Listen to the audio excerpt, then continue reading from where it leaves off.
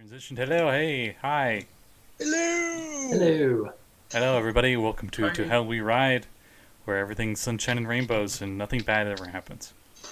Um, when we last left off on this amazing adventure, our group of adventurers took over the Van Thamper estate by stealing the deed off of Amric Van Thamper himself as he attempts to escape.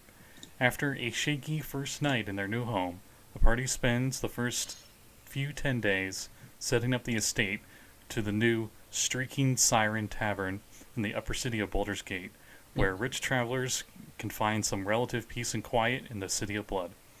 Following the advice of Falster Fisk, the group then starts their journey south to the ancient library fortress of Candlekeep. After only a day's travel past Worm's Crossing, the party is confronted by a mysterious flying fiend who is under the disguise of a farmer, along with 3 other armored men. The hidden lord had just enough time to tell Nix that this group is after it right before the first shots are fired. So, we start off with everybody rolling initiative. Great way to start off. Right out the gate. Off to a good start. Get it out of the way. Just get it out of the way early. Enemies rolled good, so that's bad. Yeah. And Rio rolled horribly, which is bad. No. Could she have rolled as horribly as Brakka? Maybe. We'll see. So, first up is Koi. Koi, what'd you get for initiative? 16. Okay. That's pretty good. How about Nix? 18. Sweet. Richtofen, what'd you get? 21. Oh, hot damn. Sorry, Brakka, what'd you get? I got a 4. What's your dex? I got a natural 1 plus 3. So Okay, that's so you're 4. for the greater. Yeah. Because Ria got the exact same thing. Oh, good grief. Unfortunately for all of you, the enemies got 22. Good grief. I even rolled a nat 20. I know, I'm sorry. It happens. Oh, sad face. So, the first thing that happens is this flying fiend flies over to you and shoots off 2 rays of fire. One at Nix, who obviously has the shield, and the other one at Ria, who's right next to him. An 18, I'm pretty sure hits you, Nix, right? Just barely. Okay, and then Ria's shot. We're off to a good start. See, that was a good omen when you got 3 skulls on your dice. No. Oh, great. No. You got a nat 20. So, Oh, TPK. balls. as we've been using, this available in the DM's Guild. Super awesome and super horrible at the same time. Alright, so. D100 roll. See if she sends Ria to another dimension. Oh, okay. So her fire ray hits Ria, and Ria gets knocked back 10 feet right off the horse. Yeah, you guys were on horses now I think about it. We were, yes. And Falster did not join you on this. Mhm. That's correct. Okay, so Nix, you take 10 fire damage. I believe you have resistance to it though, because of a certain shield. That I do. So you only take 5. Ooh. Maria takes all the full 10, and she goes flying off of the horse. Maria, no. And the 3 other goons that are heavily armored goons, I should say, that are with this flying fiend who's 15 feet in the air above all of you, all advance forward. 1, 2, 3, 4, 5, 6. 1, 2, 3. Somewhere in the grass, a dog 5, flees. 6. Only one of them was close enough to get to Nix. So he swings his longsword at you. Possible shield moment. Hacha! Got a nat 17, so I'm pretty sure that hits. Not with the shield, it don't. It don't? It don't. It don't. Damn. Let's see. The total I think is 22. For mine, Yes. 21. Okay. Oh, So wait, no, I do have +1. Yes, 22. your armor class is 22 right now. With the shield active, yes. With the shield spell, rather. Oh, okay. So he, you won't waste it because the 22 would match, which means he would hit anyway. Oh, okay. Yeah, never mind. Oh yeah, and he's swinging twice. Forgot to get 2 attacks. The second attack you can't. You do use shield and stop it, so you only take 8 additional slashing damage. Okay. And right after them, combat in the middle of the road. It's Richtofen's turn. Richtofen, you're on your horse and you got your skeleton on right behind you. Curly's gonna, if he's on the horse, is gonna dismount and then train an arrow at the flying fella. Okay. A nat 4 is a definite miss. Don't know where that arrow went, but okay. Well, shooting upwards, so it's gone. I'm going to go ahead and put a chromatic orb downrange. All right. I'll take a 24. Hey, a 24 hits. Nice. Was that 3d8? That wasn't a nat 20, was it? No, it was a 19. Ah. I can't get them 2 back to back. Is it, was it D6 or D8? Chromatic orb, I believe, is D6s. No, it's D8. No, it's 3d8, yes. Yeah. Oof.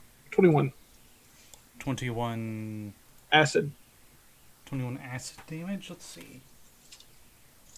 Okay. Burn him real good. As this red-skinned humanoid, they got horns and big bat wings, got like almost like a tiefling tail, but they look even more fiendish than a tiefling. And do you get off your horse, or? Oh, you said you got yes. off your horse. All right. Yes. After Richtofen is Nix. So, in the midst of this combat, Nix is going to stand up on the horse, spin around with such worry and freaking out about Rhea flying off that he's going to use one of the shield's charges and cast Fireball into the group. Okay, you are able to, as you shoot off the fireball, all these guys and the flying one are close enough that 20-foot radius sphere of explosion, they are all in it. So they make dex saves, and you do not know what the saving throw is, but I do. Yeah.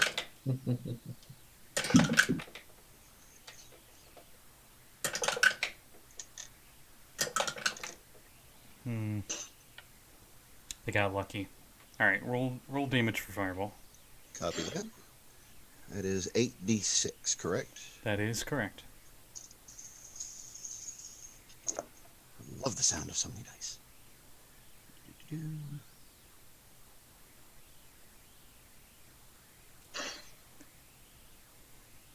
31.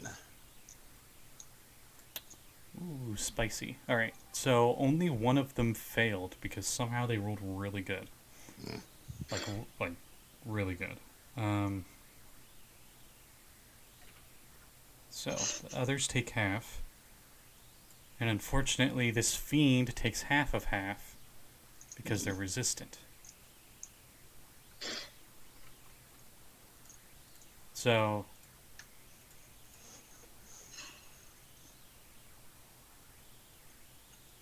sorry, I'm doing math in my head. So one of these armored guys looks like he got cooked pretty good with that explosion. Do you do anything else in your turn? Don't think I can. If I use a charge from the shield, I can't cast a spell myself, can No, unless you Okay. can cast a cantrip at a bonus action, which I doubt. New. I don't think there is such a thing. New. Negative. Anyway, so Yes, that's my turn. after next is Koi. I will move up to Nick's side. Okay, that was 10 feet of your move. To be melee with the guy who slashed him. Okay, Them. okay, 15 feet. So boop, you're right there. Okay, and I will shoot at the demon. Okay,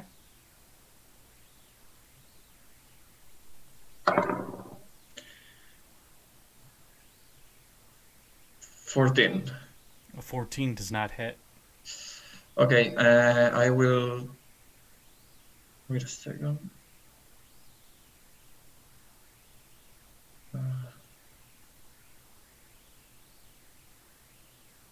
Okay. I will shoot again using action search. Okay, Good. 17. it does not hit. Oh. Okay, then that's my turn. All right, after Koi, I believe is Brakka. Yes. Brakka. All right, so Brakka's gonna get off her horse. Mm-hmm. You're just gonna slam her awesome new club, war club on the ground. Let's go. I have had enough of flying things, and she's going to cast Earthbind on the fiend thing. Ooh. Okay. Very It needs very to- few chances you get to use that. What do I need to Needs do? to give me a strength saving throw. Okay. Fortunately, it does have some resistance, so it has advantage. But does a 16 pass? Yeah, it does. Ow. So nothing happens? Nothing happens. Okay. Well, you guys see the spell start to take effect. I believe it's yellow glowing binds that try to wrap around its body, and it Yeah. breaks out of it. She goes, damn it. And she just, bonus action, who looks like the most hurt or in our group? Probably Nix. Nix or does Rhea look like she got pretty hard? Well, she got hit by a fire thing. Nix got hit by a fire thing and a few sword cuts. Right. Okay, so She's somehow on her feet because Yeah. the crit just says it pushes her back, but not that she's prone. all right, so gonna spend 2 Balm of Spirits die on Nix. 7. So that's 7 HP and 2 temporary hit points, Ooh, nice. and that's all I can do. All right. Thank you. No problem. Rhea is next. And she does not like this flying fiend either. And for the first time, she pulls out her heavy crossbow. And she Nice. stays where she is at the edge of the road because she's got a clear view of this flying fiend and she shoots at him. Cool. Not in that one, at least. Actually, you know what? I'm going to make it a longbow because normally she gets 2 attacks. And with a crossbow, she'd only get 1. And I think it's kind of silly. Nat 20. All right. So Nice. as her crossbow just turned into a longbow, and she's like, "That's totally what I've had this whole time." Come on. Come on, drop out of the sky. Come on, fall prone. I'll roll damage Come on, first. Schwartz. Come on, Schwartz. Okay, so she did 10 piercing, but her arrows aren't magical, so that's limited. But her crit has a pretty decent chance of knocking it prone. 27 on the chart. The fiend is carrying a spear, and she shoots it right through the forearm as the arrow goes straight through its Nice. forearm, and it like releases the spear out of pain, and the spear just falls to the ground. Nice. Very nice. And it looks over at her, very angry. Oh. And then after her turn, it's theirs. So this flying thing sees that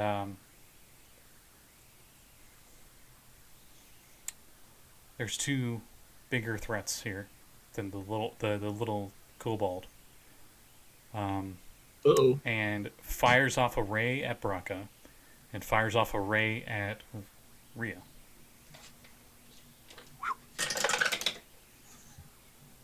Sound worried there, Mav. A nat 6 will definitely miss Rhea, and a nat 1 at Brakka. Come on, just These- blow up in his face These and knock it dice down. are already on fire tonight. So many nat 1s and nat 20s. Indeed. 69, the sexiest of failures. Yes. What does this do? The process of executing their attack. I don't know how, but comically, like, falls forward and flips forward, and its wing gets stuck on itself, and it moves 15 feet forward. Or not 15, 10 feet forward, and falls prone between Koi and Brakka. And since it was 15 feet in the air, and it Falling fell damage. prone, it does take some damage. Though it is quite trivial. Quick question: do the horses get attacks of opportunity?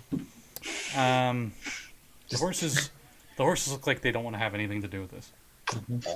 They're just standing there hoping they don't get attacked. They are not war horses, right? Be glad they're not spooked out of here. Now, two of them are our horses. The one that Rhea and I are on has been rented. No, I mean I'm war over. horses, like prepared for war. My apologies. Yeah. You got it from Avis Rentenag. We'll just say, since you all got off your horses, the horses just like scoot over to the other side of the road and stay out of it. It's Commenting. amazing since Nix was standing on top of the horse. Minus They live- Nix's. Okay. The horses live in a fantasy world. They're used to weirder things. Yeah. So after, oh no, that was just the fiend's turn. So the guard that's right next to Koi, well, I guess we'll just swing at Koi. Swing at Koi once and swing at Nix once. 13, Koi.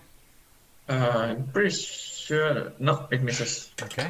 Oh yeah, it's got 16 now. I'm a tank. And Nix 23. Wait, it goes for me? I thought it was going for Brakka. Well, no, these are the armored dudes on the ground. There was one right next to you that was attacking you originally, right? He decided to swing at Koi once and swing at you again. Then yeah, that one hits. I'll roll damage this time. All right. Take 10 slashing.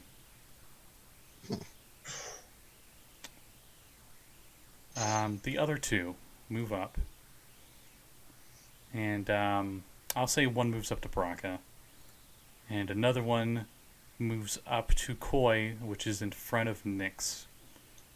And you can see all of them clearly were eyeing the shield Nix has. Pretty obvious that's what they're here for. And 2 strikes against Brakka, and 2 strikes against Koi. So Nat 3 will definitely miss. Nat 7 will definitely miss on Brakka. So, and Koi's 2 attacks against her. A Nat 1 It does hit. and a Nat 2. So, So Nix is the only one getting hit. apparently, Yeah. the dice really hate you. I'm sorry. I'm a The sexy sorcerer- fish lady. No one can hear a sexy fish. The sorcerer is the tank. Exactly. Koi. Yeah. So he didn't even get to attempt that Nat 2 attack since the first one was a Nat 1. He went to swing his sword at you, and he like went to lift it up, and it just went out of his hand and went behind him somewhere. Oh my god. And then, yeah. So that was their turn. Up, up next is Richtofen. All your friends are being attacked. Curly's gonna run up there and give the fiend a old stabby stab. Okay, Fiend is prone, so advantage. Let me see if he Like crits. every other enemy we faced. Somehow with advantage, he still does not hit through the Fiend's armor. The Fiend is wearing scale mail, by the way. Let's see if we can fix that with a chromatic orb. All right, roll to hit. Is it? Does it do anything because it's prone? Oh, right. Disadvantage because it's a ranged attack. 25. 25 hits. Disadvantage? Dang. 18 acid. All right. So far, Richtofen's been the one that's been doing the most damage on this fiend by far. There we go. And it's looking pretty burned from the acid. After Richtofen is Nix. Okay, so all of them are still within close proximity, yeah? There are, yes, but now they're like in the fray with your friends. That's fine. I'm going to turn to face all of them and cast Dragon's Breath Ice on myself. Before you do that, Koi is in the way. It's okay, I'm resistant. That's not a problem because I'll also spend the Sorcerer point to mold it around my allies. Nice. Okay. So you can hit with a 15-foot cone 3 of I the want to 4. use second wind, damn it! You can hit 3 of the 4 enemies, with of course you facing Koi and like breathing right at Koi, but it just misses her. Okay, and that does include the Fiend, correct? Of course, the fiend has disadvantage because prone, but because of their fiendish thing, it just makes it a normal roll. Yes, sir. So Dex saves, please. Mm-hmm. What is the DC? DC is 13, unfortunately. Okay, these dice are being real crazy. 2 of them passed. Oh well. They take half. Yeah, still 3d6. Mm-hmm. Holy shit! Max damage? Max damage, all 3 fucking symbols. You got 666. Nice. 666. Well, we're playing a hell campaign. Mm-hmm. Damn. All right, so that's 18 damage total. Yes. And I can still do it twice. Of course, the fiend takes half of half because, of course, they do.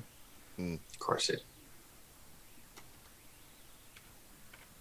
And that one guy that just is not making his dex saves looks really, really hurt. Oof. For the movement, It's the same guy. for the movement, I'll just have Nyx backflip off of the horse and get the horse out of the fray. Okay. After Nyx is Koi. You were pretty much surrounded by enemies. Yeah. The fiend is prone behind you. I will. Who goes after me? After you is Brakka. Okay. I will swing at the guard. One of the guards that's melee with me. Okay, you go for the guy that's like really, really hurt. The guy that like is like, this is not what I expected icy hot to mean, because he just took a fireball and then cold. The one that is less hurt. Okay. So I'm gonna. Oh. What the hell is that? Oh, okay.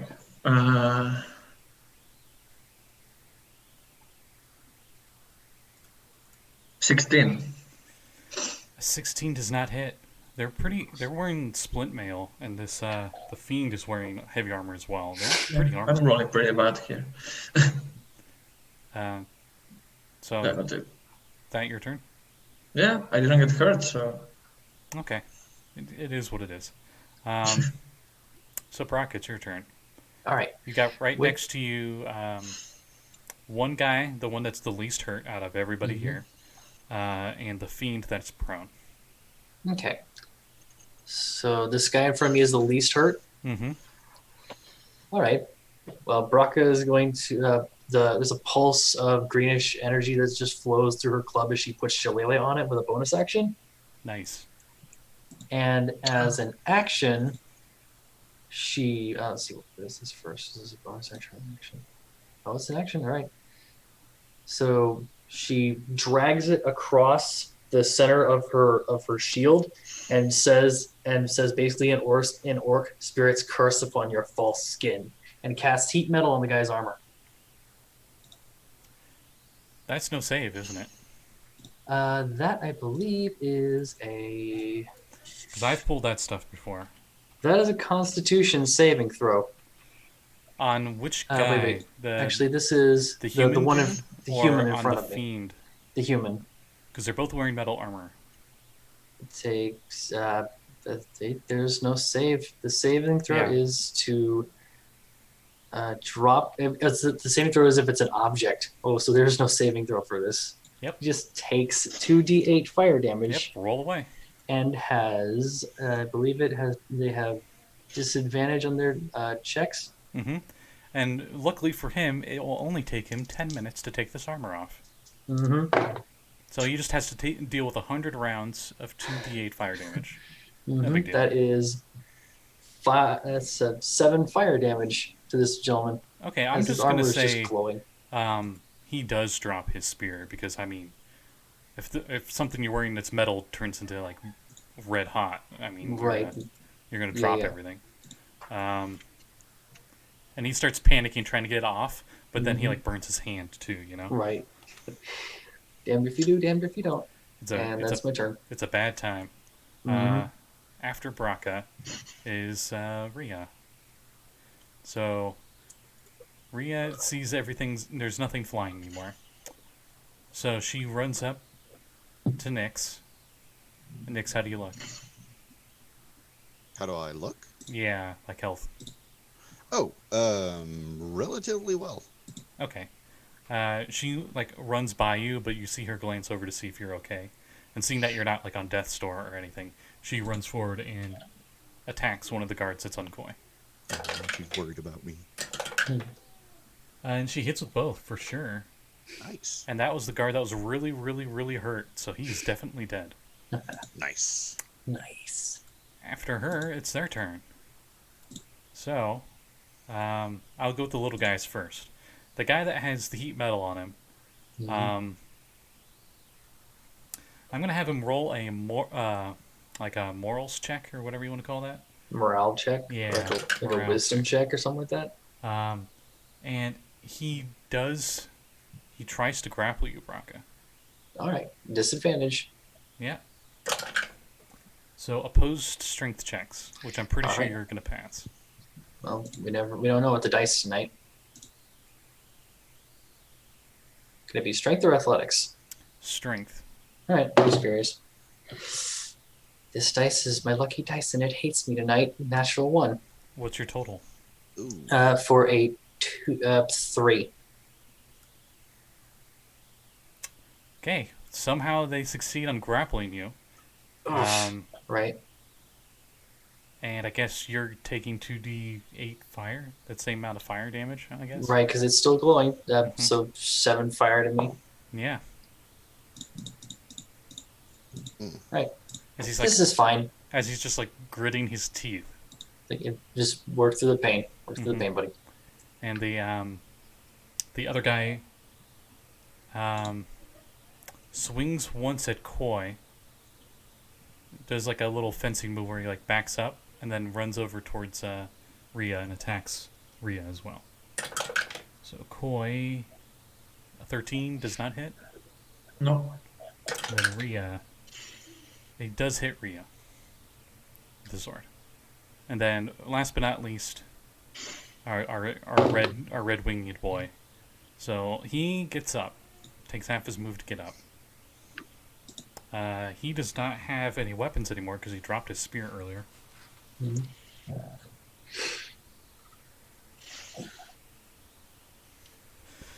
So, I guess he's going to look at Brakka and say, kneel. As he casts command. All right. I'm double checking to see if that's a wisdom save. Think it's wisdom? Yes, wisdom saving throw.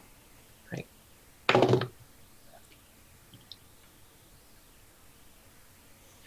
It's 22. All right, you easily pass. Nice. And you just like in frustration. Right. Do I need to make a con save because I took damage so I can keep concentrating on this guy's armor? Oh, yes. Okay, so that is... Did you get 10 or higher? That's 19. 23.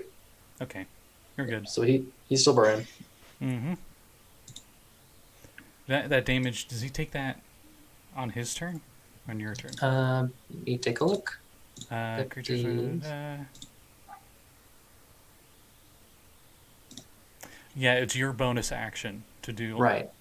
Oh, so... That doesn't mean you took any of that fire damage. Right. Because you have to initiate it on your bonus action. So you didn't take Right. that 7 fire. Okay. Cool. All right. All right. Or should I say hot?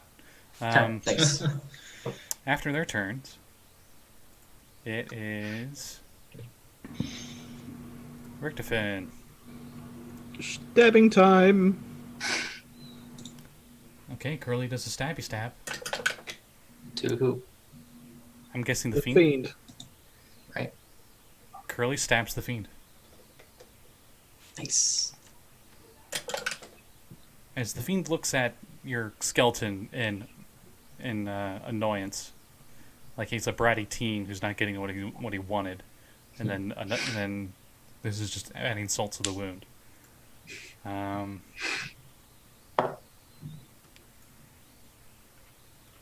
Okay, and then what do you do, Richtofen? Well, let's keep up with the rolling with another chromatic orb. And you get a chromatic orb, and only you get a chromatic orb. I'm going to give you another chromatic orb. Well, luck be a Dragonborn tonight. 23. Nice. Yeah, you hit.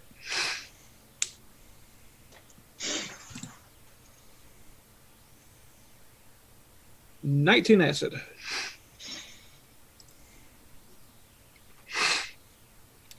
So you've seriously done over 50 damage to this fiend. You alone. won't pay attention to me, sir. His attention's on you. Mm-hmm. You do anything else in your turn? That's my action. Okay. Nix, So, you're in the back with Richtofen I because you jumped back off your horse. he's backflipped. I will charge forward. At Well, not charge forward. Sorry. I will move forward to stand beside Rhea. okay. How are they grouped? I'm not seeing the map. I don't know if you can pull up Twitch right now, but everyone's pretty much like really close together. Within 5 feet is one of the guard dudes, human dudes, and then so to your right is a human guy that's attacking you. To your left, ahead of you, is this fiend, and straight ahead of you is Koi. And to your direct right is Rhea, and to your direct left is Curly. Okay, so I can actually move to the other side of Rhea and then turn and hit both of the other two with the frost breath. Is it still careful spelled? How many things can you careful spell? How many targets? 1 per point, and I've only used 1 point, so I've still got 2 left. All right, let me see, because you would know in character where to go. Yes. 15-foot cone, which makes it interesting. Because no matter what way I'm looking at it, you're going to hit a lot of people that you don't want to.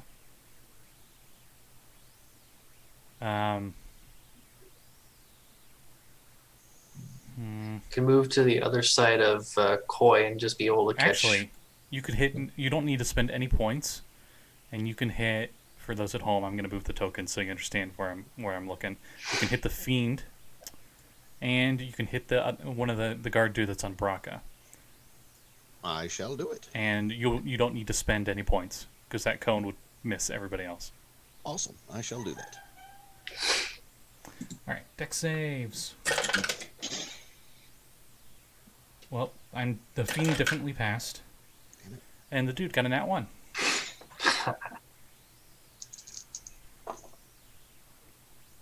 Do 12 frost damage. Okay. Does that cause him to let go of me? 12 frost damage. Yes. He takes that and he's just like, "Oh, that's a relief. Oh no, wait, too cold." And when I say grapple, I don't mean like bear hug. I mean like he's grabbed a hold of you. Right, yeah. It is not enough to make him let go, though. Damn. And that's Nix's turn. Because That that was your action and like a 5-foot move forward. Yes. Okay. After Nix, I believe is Koi. Oh yeah, I will shoot at the fiend. Okay, you're right next to it. Yeah. I mean, I got crossbow expert right away, so I don't have disadvantage. Yeah, you pull Dirty Harry with the crossbow. Yeah. Okay, now it's at 26. I got a crossbow, and I only got one shot left. Wait, it's a crossbow. Well, you're not lucky, punk. Yeah, you definitely hit. Is this with the silver arrow? Silver bolt? Yeah. I only wear silver Oh, bolts right now. sweet. This fiend is not resistant to that. Nice. So that's 12 silver magical piercing damage. Okay, how do you end it on that fiend?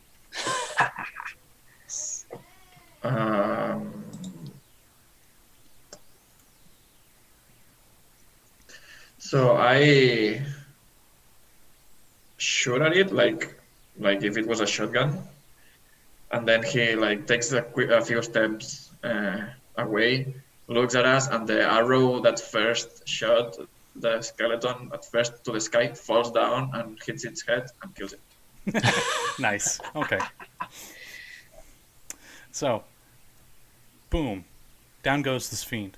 And unlike all the other doubles you guys have fought before now, this one doesn't disappear. Ooh. The dead body stays. That's weird. But there's still 2 guys left. So after Koi is Brakka. Alright. Do I need to roll anything to get out of this guy's grasp? You can spend your action to do an athletics or acrobatics check to get out of it. There's Okay. nothing. All this is doing is making your speed 0. Alright. So you don't have to get out of it. Right. But I still want to make him burn though, without burning me. Oh, that's a bonus action. Right. So I roll would your fire. so just to get out of it though before I do that. Okay, athletics or acrobatics check. My athletics is better. But not when I roll a 2 on the dice, that's 6. He's able to keep a hold of you, but you still do that heat and metal damage for your bonus action, right? Yeah, sure, I'll do it. I'll take it. Another 2d8. Actually, I'll say since you're doing this stuff to him, that's really distracting. I would say that's a disadvantage for him. And he rolled higher the second time, so whatever. Okay, so yeah, still take the damage. Mm-hmm. That's only 4 damage, it's not bad. I mean, it's damage you can't stop taking. Yeah, Um, that he can't stop taking. and that's your turn. That's my turn.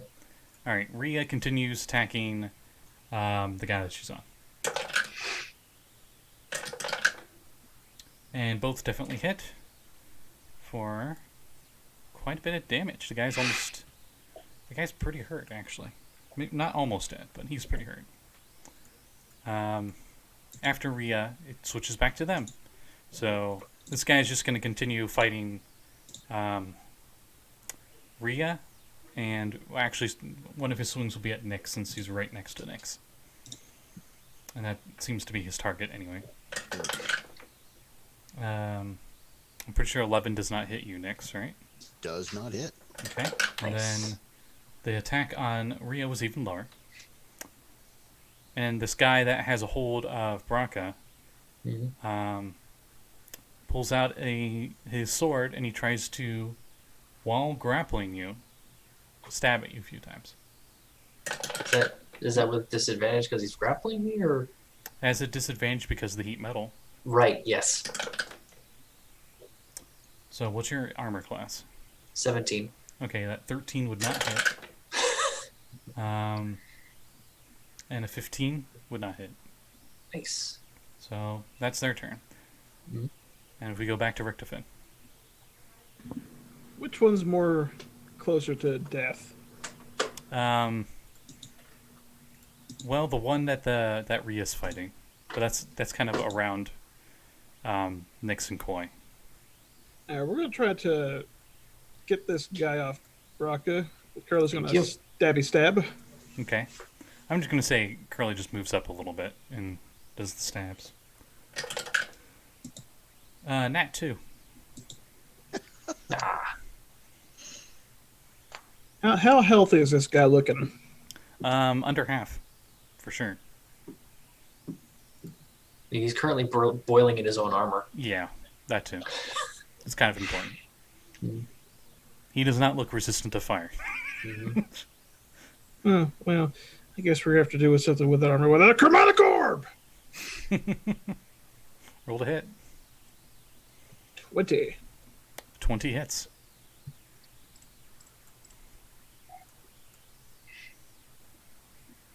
And 20 acid. How do you kill him? How do you end it? Melts like the freaking Wicked Witch of the West. Okay, he's just like, I'm melting! Melting! What a Drama world! queen. What a world. Melting flesh and boiling steel. It smells horrible. So he's a soup can at this point. Yeah. And Look Curly, at Barry, what's left of you in a and soup with can. Curly's bonus actions, Curly's like poke stabbing the puddle. He's stirring the brew. Ugh. Yeah. If I could just breathe a little easier. Thank you. It's alright. It's alright. It's alright. Next, then there was one, and that one's fighting Rhea, right Darn next to him. Okay. If I get on a different side of him, does that give her any sort of advantage, or am I thinking rogues? No, that's 3rd edition. There's no flanking rules or anything. Oh, okay. In that case, I'll just step right up beside her and blast him full force with the Frost Breath, since it's the last charge for that one spell. Okay. I'm pretty sure 11 does not pass. Yay, does not pass. Full 3d6. 11 damage. All right, he's on his last legs. As we go to Koi.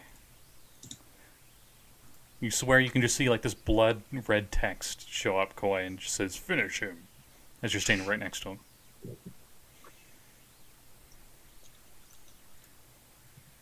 Oh, you're muted.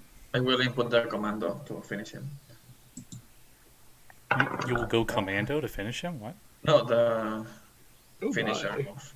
Oh, I mean, oh, it's- right. Sorry. Input. 19 to hit. 19 hits. How do you end him? Because he has 3 hit points. And I deal 4 damage. So, I mean, I'm just wearing a crossbow. I cannot get super fancy here.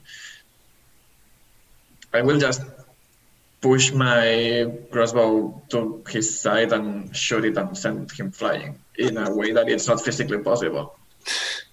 Nice. So he video game ragdolls. Got it. Yeah, Yes. I full roll that with an arrow. Nice. And combat's over.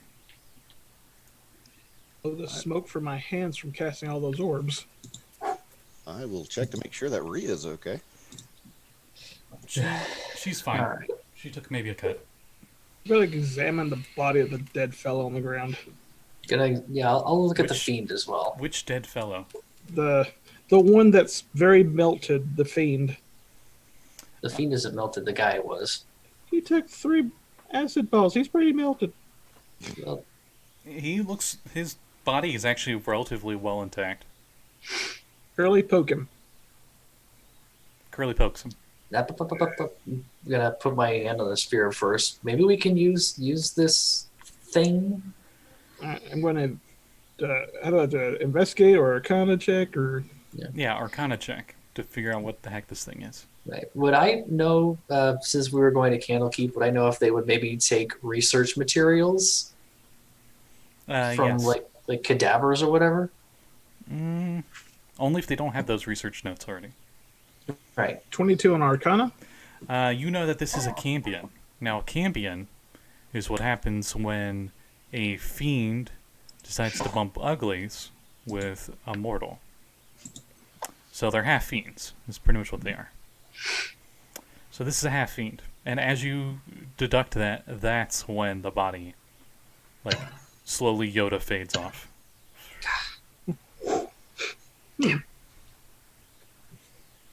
But and its armor and stuff stays, but the body disappears. Does the armor look like it could be worth anything?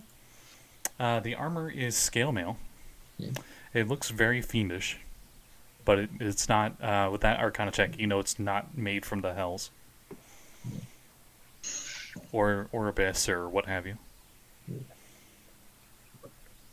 Do they have anything on them that looks like they belong to a group or anything like that? Yes, they. You do find a crest in one of the pocket of the pants of the no longer there cambion. And Nix, you hear from the shield. That was the order of the shield. Okay. Who are you talking to, Nix? I didn't say a thing.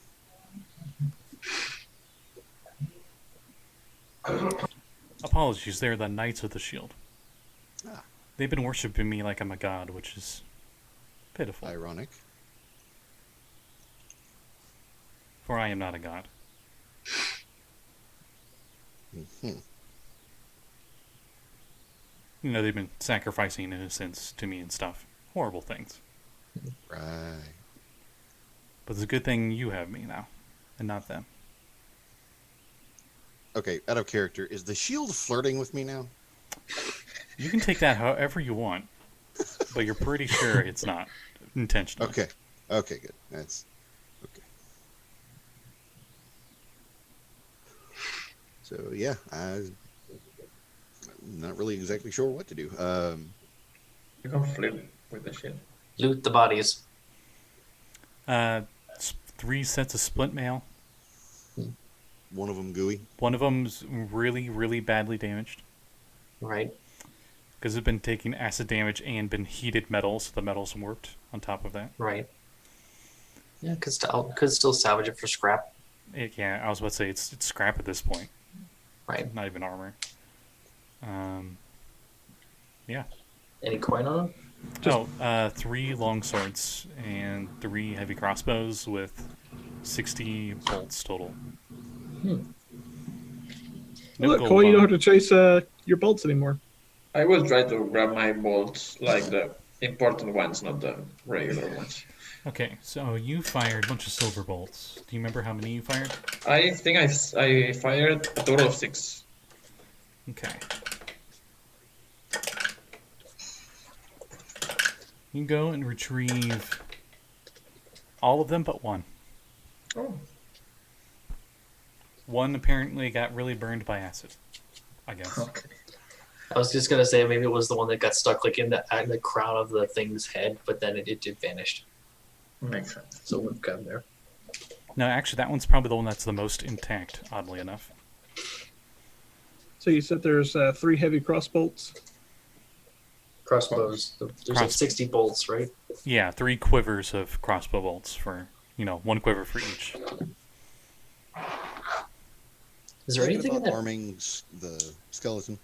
Yeah, it hits harder than a longbow. So.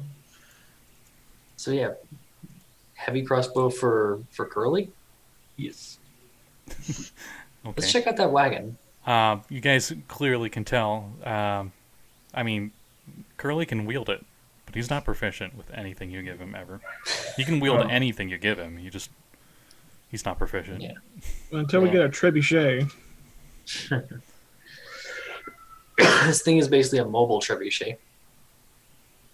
It's a little smaller than that. Anyway, so after that encounter, you guys spend a few more days on the road with no other encounters of any kind. One of the nights, when you're out camping on the side of the road, Rhea decides to tell you a bit of a story.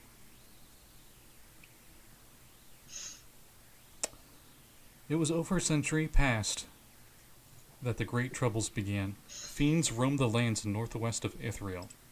Fiends were despoiled, livestock slaughtered, homes razed, and people dragged off to a terrible and unknown fate. Terror gripped the hearts of us all. The city's cavalry rode across the land, striking down fiends wherever they find them, suffering fearful losses. But it was never enough. For every fiend they destroyed, it seemed two more would appear elsewhere.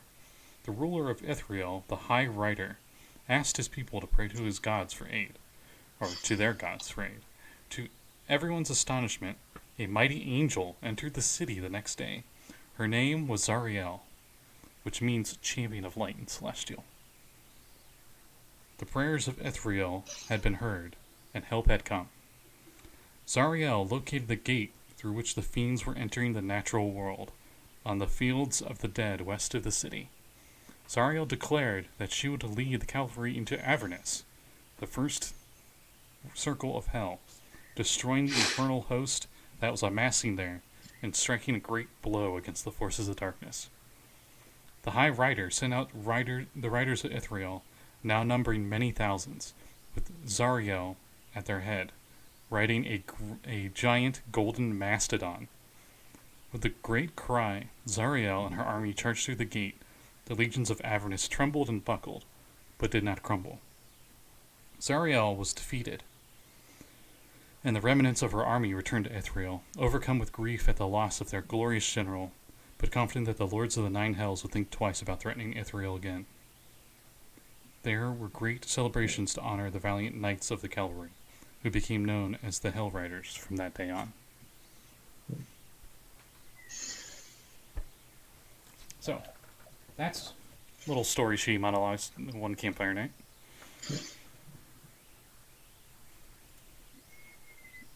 So, do you think the loss of your city has anything to do with that? Most definitely, if the Duke was worshipping Zariel. I wonder, do you think maybe she's calling in a debt or something, or at least in her mind? What do you mean? I mean, I don't proclaim to know how the divine or the infernal work, but if she's been down there or over in Avernus for that long and been corrupted, perhaps she believes that in some twisted way that the people of your city made a contract with her, and she's trying to call in whatever legal bullshit is in that contract by taking the whole city, lock, stock, and barrel. I think that's what the High Overseer did 50 years ago. Well, then that's probably what's happened. Why the city's gone. Who has the puzzle box? Gave it to. Yeah, we gave it to the researcher guy, didn't we? Right. Okay. So since he's not there with you, Rhea's just like, let's something in that puzzle box. Probably has something to do with it. Well, get to Frisk and see if they've had any luck cracking it in Candlekeep. Maybe we'll get answers then. Yep. Only a few days away. Mm-hmm. Go to bed for the night. A few days of travel. About 2 days of travel. Before Yes. any travel goes, Brakka is going to talk to Richtofen for a moment. You guys have crickets. Sort of, right, while we're on watch or something like that. Mm-hmm. Richtofen, Yes. I wanted to apologize if I've seemed a little distant or like I've been prickly towards you the past since we've met, at least. It's just that the way I was taught, undeath is something that you just don't mess with. The cycle is the cycle, and interfering with it is just sort of taboo among the wild song. However, as we've been working together, I can't help but admit that this sort of art is useful. A little macabre, but useful nonetheless. So I wanted to potentially clear the air with you over this. If there was any preconceived notion of ill will between us, just because of just how I've behaved, and I wanted to apologize for that. Father Brakka, there is no need to apologize. I took no ill will. The same thing can be said about those who control the elements of nature like yourself. Right, I understand. Yes, there's that. They are tools, if not weapons, that we use to fight the foes. Indeed. While some choose to demand of the elements, we've always been taught to ask. I suppose, in a way, necromancy is, or some necromancers will ask if the weave of magic would be willing to give others a second chance. Indeed. Though I don't intend to use it on anyone who would not be a fiend. Not on the innocent. Correct. Right. So I suppose I've just been talking. I proposed this for no reason, and there's no ill will. It's my own assumptions, I suppose, getting the better of me. I just wanted to make sure there's no tension between the party. I assure you, there are none. Right. Well, I won't bother you further. Enjoy the watch. Meanwhile, the shield. Do it. Did you hear something? Nix just snores a little bit. Always hearing little things. Once in a while. One of the bits of training I had was to be a little open to nature, to the elements, to listen, to ask, that sort of thing. So I guess I'm always hearing little things in the world around me. I should mention the last few days. It's been getting worse and worse weather. When it's not like super horrible, but it has been like dark and rainy weather for most of this trip. While they're sitting there, Brakka will just lean back on whatever log that there's something that they've brought over for like a campfire. Just use Druid craft to make a little sensory effect to see what the weather will be like the next day. Looks like heavy rains. Oh, good. We're going to Portland. It seems the elements are in turmoil. Nice. Some rain at last. At this point, Koi might be able to swim to our destination. One can only hope. Well, the My both friend. of us, I'd race you. My mentor has been teaching me things in my dreams. I might be able to rival you in a swimming contest someday, Koi. Oh, I would love to. I mean, I like to brag about my swimming speed, but let's be honest. If you come to my city sometime, you will realize I'm a pretty bad swimmer. Perhaps I'll take up on that offer someday.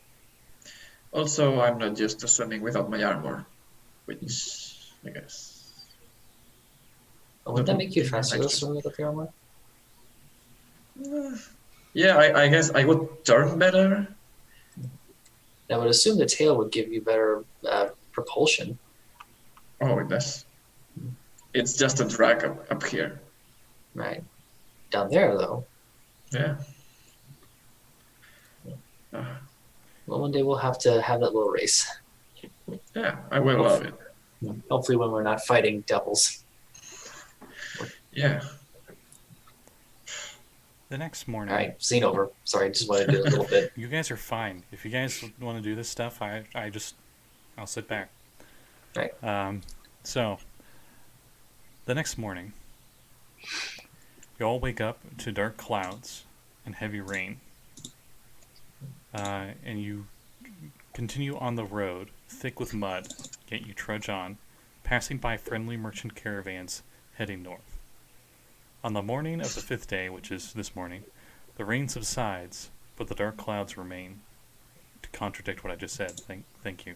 Ahead, you see a path branch from the wider road, heading to the sea. A raven perches solemnly on a leaning post bearing 2 signs that point like arms towards the west. One says, "The Way of the Lion." The other says, "Candlekeep." You all know that the Way of the Lion is the trail that leads to Candlekeep. All right. So as you go that way, you arrive by mid-afternoon. The afternoon sun shines through the clouds to illuminate the gray walls and the pale spires of a time-worn fortress that stands majestically atop of a rocky Vermont. I can never say that word. Promontory. Me good words. Stands atop of a rocky cliff overlooking the sea. The trail leads Promontory? straight. Yes. The trail leads straight to it. At the gatehouse, you are greeted by 3 monks in purple robes: a human, a shield dwarf, which is a mountain dwarf, and a sun elf, which is a high elf. Around their necks hang holy symbols of Danir, the god of writing, whose symbol is a lit candle above an open eye. "Welcome to Candlekeep," says the elf in common. "A gift is required for those seeking admittance. You must donate a book or a scroll that isn't already in the library's archives. Please present your gift for inspection." Does it have to be? Is it just one gift for the group, or does it have to be one per person? 1 gift will suffice. I have an idea. Nix is gonna. There are many here in Candlekeep. Indeed. So Nix is gonna grab a scroll, ink bottle, and quill real fast, and speed write a quick little poem, roll it up, and hand it to one of the guards, and see if that'll be acceptable, as it's a Nix original. As you do this and you're writing it, they just look at each other and they're kind of trying to keep a friendly smile, but you can tell they're kind of like, "Really? Come on, man." This is like, it's like you need like 5 cents to pass through here, and you're like, wait, and you like are looking on the ground for pennies. Here you go. Aw. That's kind of how they seem to view it, but they accept it and allow you in. I'm actually surprised you didn't ask me what it said. Nah. Well, Oh, once we're- as they grab it, the monks study it, and you notice the holy symbols around their neck glow faintly. And then that's when they say, "Well, it is unique. You're allowed in." Nix bounds back onto the horse with Rhea, and off we go. And the horses get returned to the Ponies Are Us stables or whatever the rental service you guys had them from.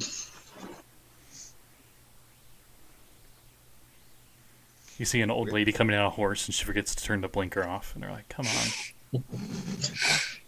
Anyway. Okay. So what do we see upon entering? You see many things. The most obvious is the keep in the very middle. That is the Grand Library. That is immensely huge. Bigger than most castles. Surrounding it around the walls are a bunch of other things, including a temple to Danir, that god that was mentioned before with the monks. You see a tavern, and you see a few other things like a little monastery or I should say barracks, that it seems like the monks sleep in. And when I say little, I mean it looks like it houses a few hundred monks. because this place is huge.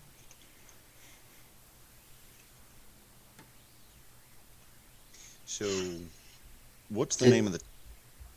Go ahead. I was gonna say, did Fisk tell us where he worked? Nope. I don't think he did. He just said in Candlekeep. And did he tell us his boss's name? Yes, he did. Silvira Savikas.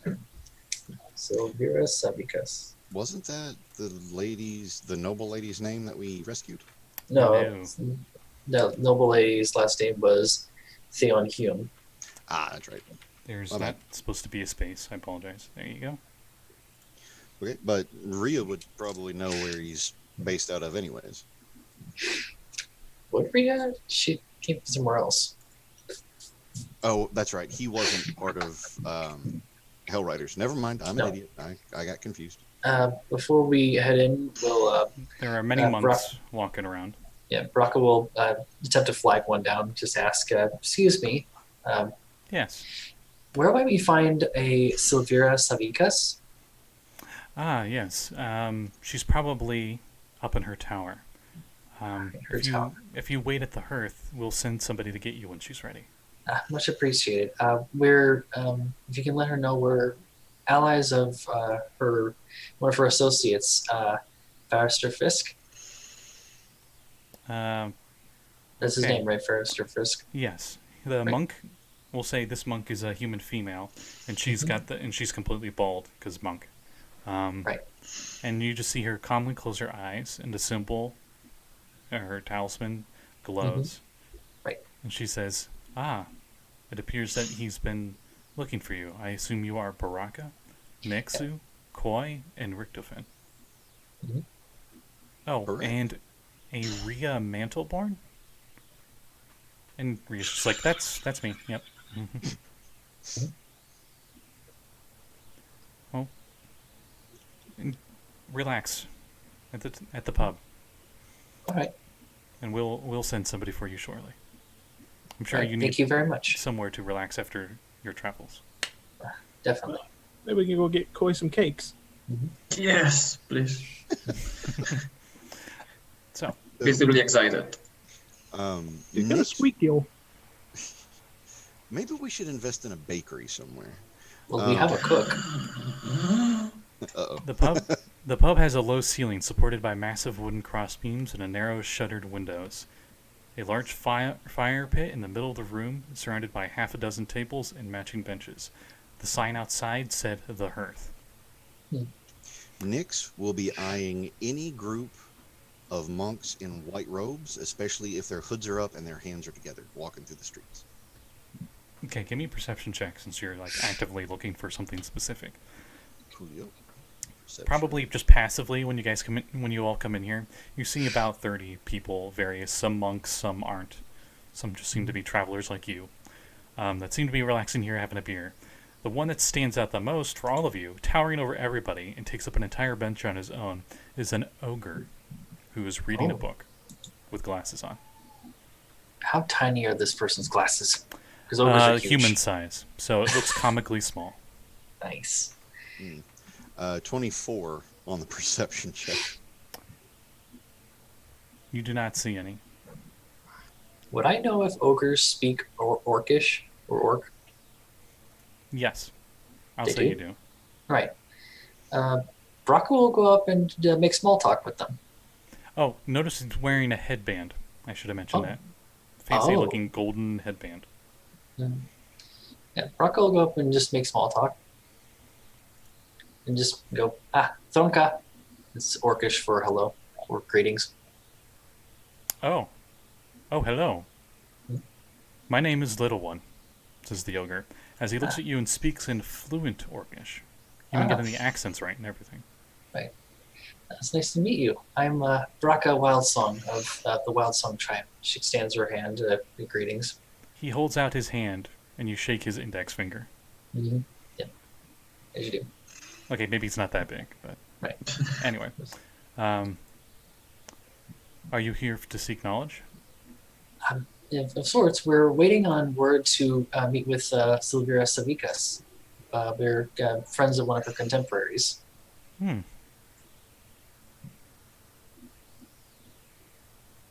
Interesting. She usually doesn't get many visitors. Oh, No, neither do I. oh, I am grateful that you would be willing to talk with me. Most people Of seem to be course. scared of me. Understandably so. oh. They just haven't taken the time to get to know you. You seem like a very pleasant person. Oh, thank you. What book is he reading? I was about to ask that. What are you reading? Oh, just it's. I've read this one about 27 times already. I just find it really interesting. And he shows you the book, and it's Tensor's Guide to Algebra, Wow. Would I know Volume who? 12. Would I know who that is? No, Oh, maybe would you it do. be a history or That'd be a history check, yeah. right?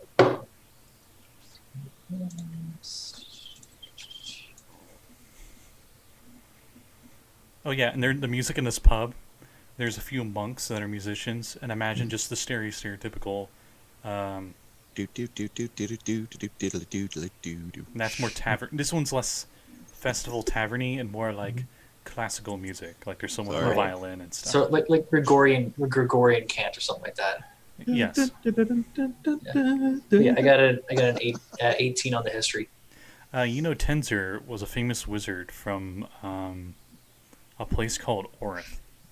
Oh, He was known for being really good with math, and he's made a few spells that are probably fairly commonplace. His most famous being the floating disc. The one that I wanted to use to static shock myself. right. Which you recall this- was in one of the books you guys took, I'm Mhm. pretty sure. You know, Yes, but sorcerers can't learn it. Yep. out of Sadly. character, all I can picture is this ogre, like the grandma super beast from Fallout, going, Jimmy! Kind of. I was thinking more Beast from X-Men. That's what I was thinking. Beast from X-Men, only the size of the Hulk. And Oh, not you and mean not Professor Hulk. and not Professor furry. Hulk, yeah. And not yeah, furry. not furry. Mhm. Like a super mutant but with the personality of the beast. Right. Brock Orange, will just see the author section and go, oh, Tensor's work. It's interesting. Do you practice the arcane? I do not, but seems interesting. These hands aren't quite dexterous enough for that. I understand. Still, it's very, very nice to meet you. I'm glad that I was able to find someone who speaks my language. Oh, I know many languages. Oh, how many? I think troglodyte makes my 12th. Wow. And I know. Would I know what troglodytes are? They're lizard people, but you can roll if you want to know more or try to think of more. Yeah, might as well. It'll be fun. That'd be, I guess, Arcana. Or Nature. I'll allow Nature. That'd be better. 18. You know that they're really smelly. Hmm. They're really smelly lizard folk, essentially. But they are not So there's- neutral like lizard folk. They live underground, and they actually communicate by smell, which is why Oh. they smell so bad. To them, it smells great, like it's amazing. But Right. for the stronger the smell, the better they like it. So they're like skinks, Yes. furry skinks. Yes. Like they'll eat something, but they'll purposely like just take a bite out of it and let it rot a few days because then it smells better Right. to them. Yeah. That's interesting. Seems like that would be a very interesting, very difficult language to learn if it's based on a different sense other than auditory. Yeah, I was about to say that's a language of smell. It's not a language of speech. Right. But being a druid, I know that some animals use it to communicate, like with musks and stuff like that. So Mhm. I know how difficult the language barrier would be.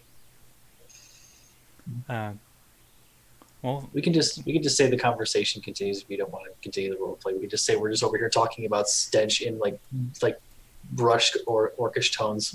would you? Yeah, okay. Would you ask like why he's here or how he got here or anything? Sure, yeah, I'd be interested. Like I said, I find him an interesting fellow. Okay. He tells you that he used to be like others of his kind, Mhm. brutish and cruel, until one day he met a halfling adventurer who had on this, as he points to the headband. I beat him to a pulp with my tree trunk that I had.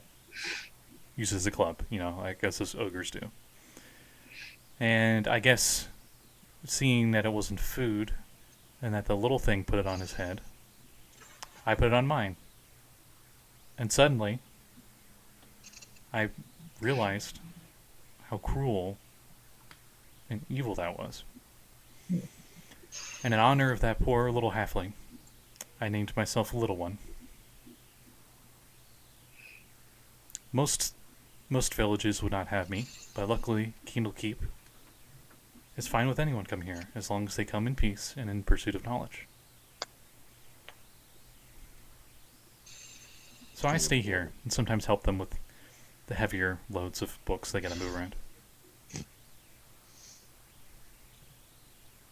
And that's my story.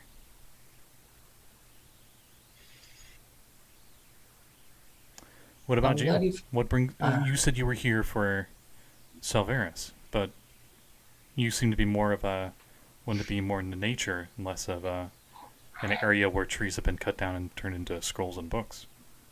Well, I'm going to assume that, but my people, my tribe, we venerated Meliki. Meliki teaches a balance between civilization and nature.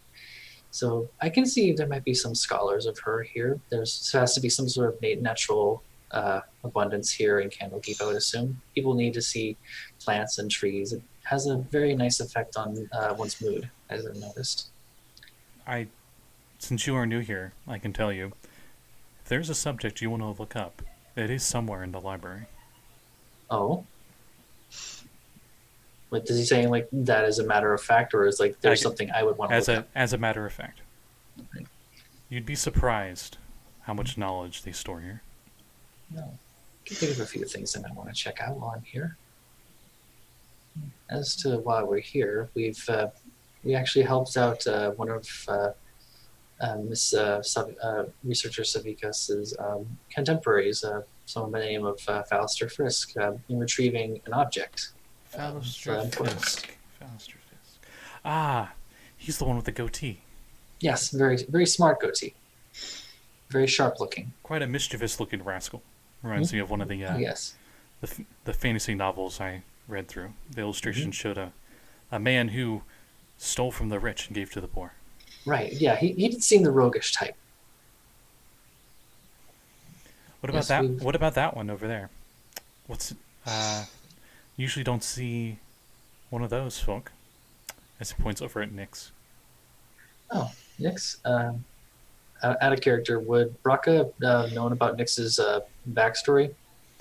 The only thing that you know about the backstory is simply they don't know their own backstory. Yeah. That's what I was getting at. Yeah. Right. Well, that one, they might actually benefit the most from being here in Candlekeep.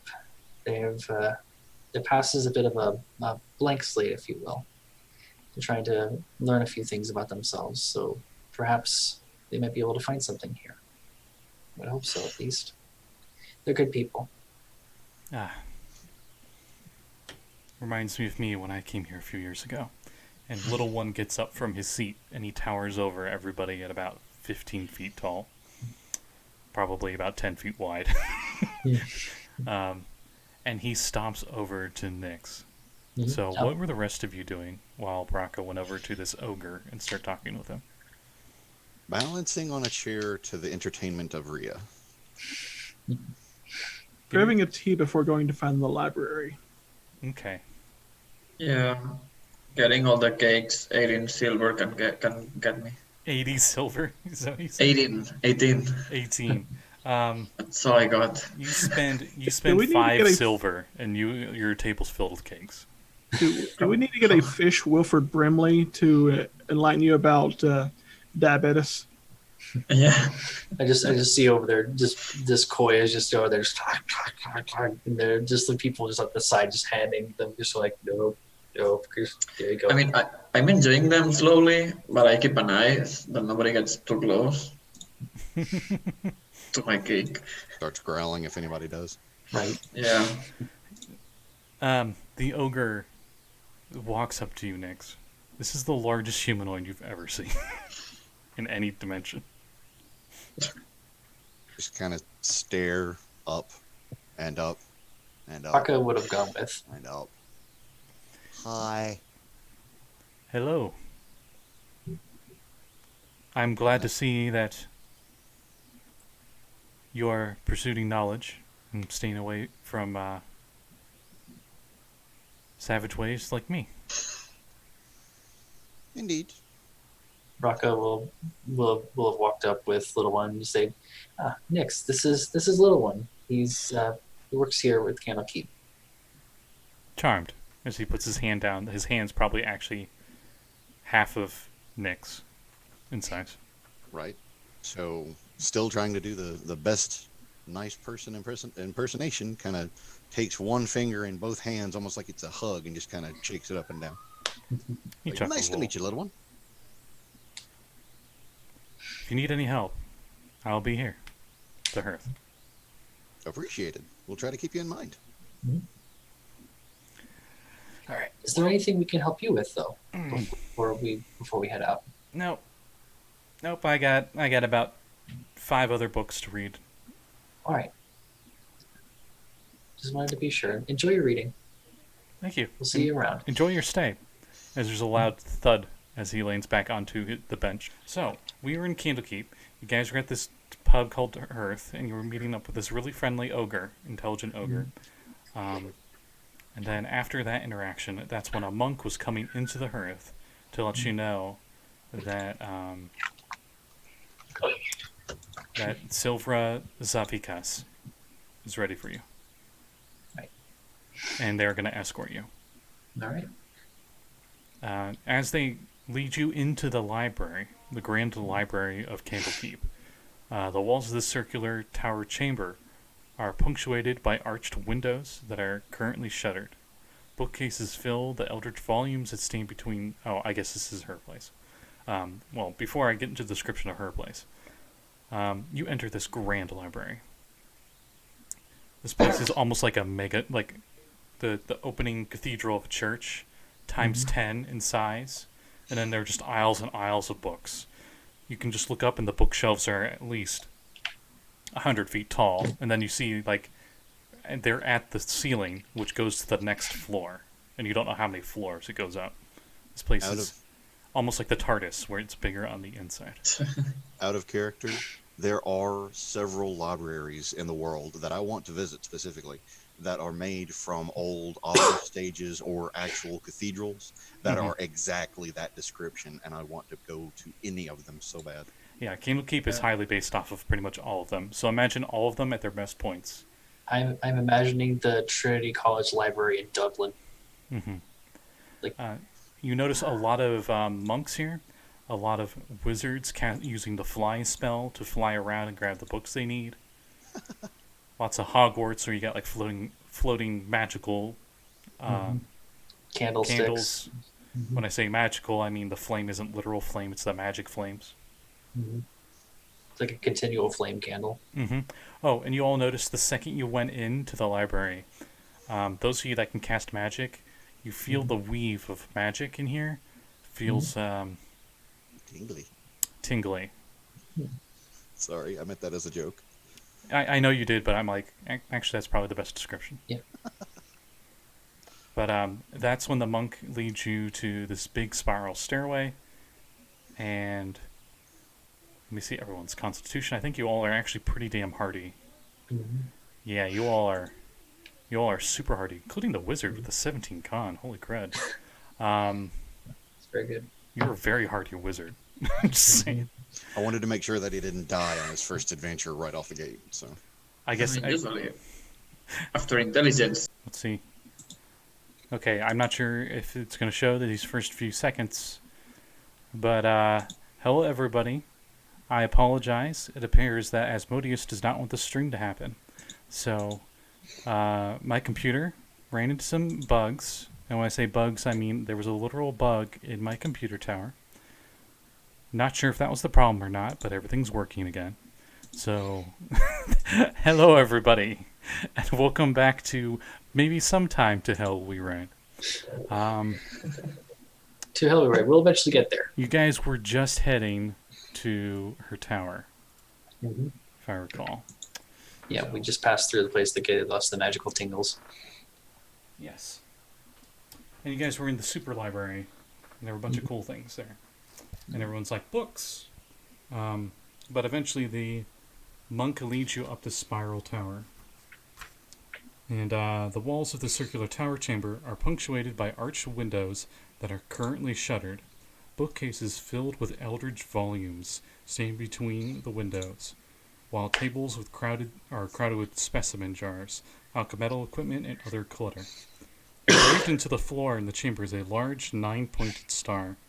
A middle-aged tiefling in wizardly robes stands by one of the windows, caught in a fugue of incense, or of intense contemplation.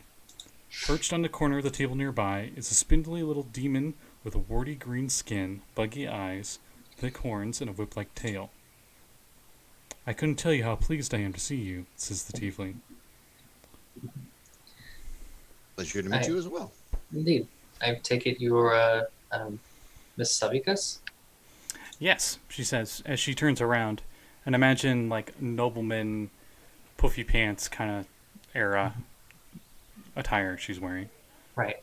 They got a picture of her in the book. Let me see. I can't really do her justice with just this, unfortunately, because it's a 2-page spread. But she has a little closet familiar. I won't even have you guys do an Arcana check. That was a closet familiar I was Nice. describing. So there he is. There's the little bugger. Yeah. And there she is. Nice. If my light isn't glaring on her too bad. Yeah, it's not too bad. She looks awesome. So you see her puzzling over the box.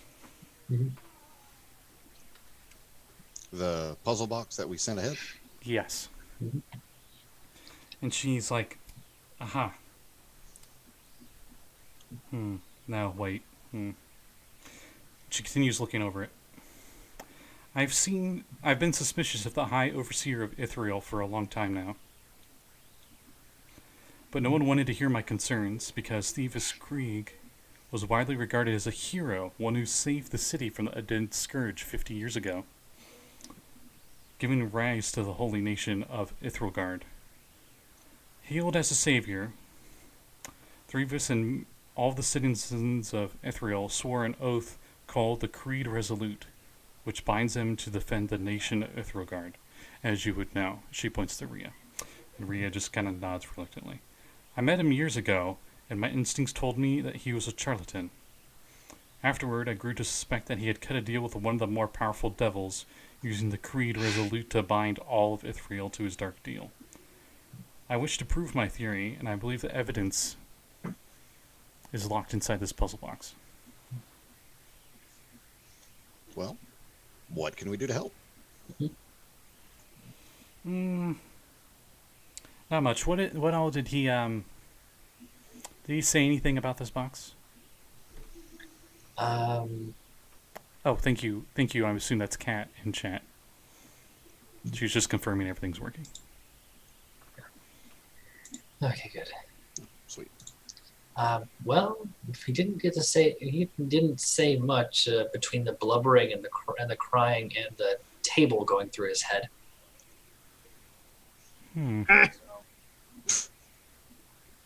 Hey, Jezebel, hand me some of the extract beta 12. She points over to this vial of dark liquid, and you see the little closet just go like, and it just goes over and grabs it with its tiny little claw hands and brings it over to her. She pours a small amount onto the maze-like troughs carved into the box's surface. And she looks over it carefully and tilts it ever so slightly to fill up the maze pattern, and the dark liquid is like the path in the maze. And as she finishes it, the box's horns inlays pop loose, and it breaks apart. Inside the box is a stack of 9 chain-linked plates, each 3 inches on each side, cast in a dark iron. So it's like a 3x3 metal tiles, stamped with infernal runes. Ah, here we go. This looks like the contract. Should we be concerned? Concerned with what? Well, out of character, I just lost everything that I was about to say at this point. Sorry. That's okay. Sometimes the fumes get to you in here. Yeah. This, can you understand what it says? Yes.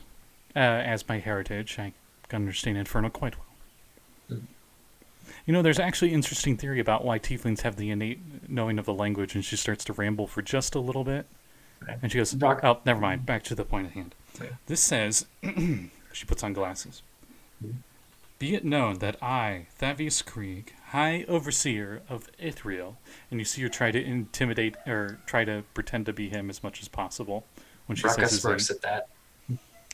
Have sworn to my... Okay, so she's like, I, Davis Krieg, High Overseer of Ithriel, have sworn to my master, Zariel, Lord of... now, I'll just do the rest of my voice. Lord of Avernus, to keep the agreements contained in this oath. I hereby submit to Zariel in all matters and for all time. I will place her above all creatures living and dead. I will obey her all my days, beyond with fear and servility. I recognize the dispensation of the device called the Solar Incendiary, hereby called the Companion. In my capacity as the High Overseer of Ithriel and its vassal territories, I acknowledge that all lands falling under the light of the Companion are forfeit to Zariel.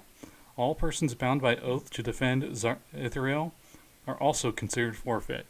And as she says that, Rhea's eyes sink in a little bit. I further recognize that this dispensation will last 50 years, after which the Companion will return whence it came, taking Ithriel and its oath-bound defenders with it, if that is Zariel's wish. All this in my everlasting pledge. Well, looks like Ithriel's screwed, she says. She closes it.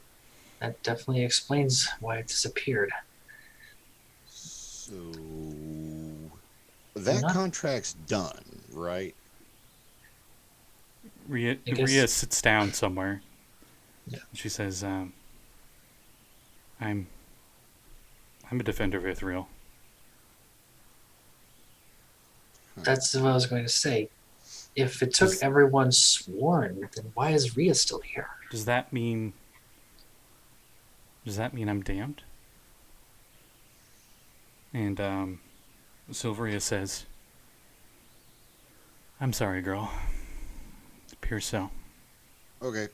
Big question. Yes. How do we break it? Yes, little kobold. Well, it's pretty tricky to get break a devil's contract. I am all ears. We are not having this. Agreed. Especially if it was made without a consenting party. Oh no, it was quite consenting. But not for Rhea.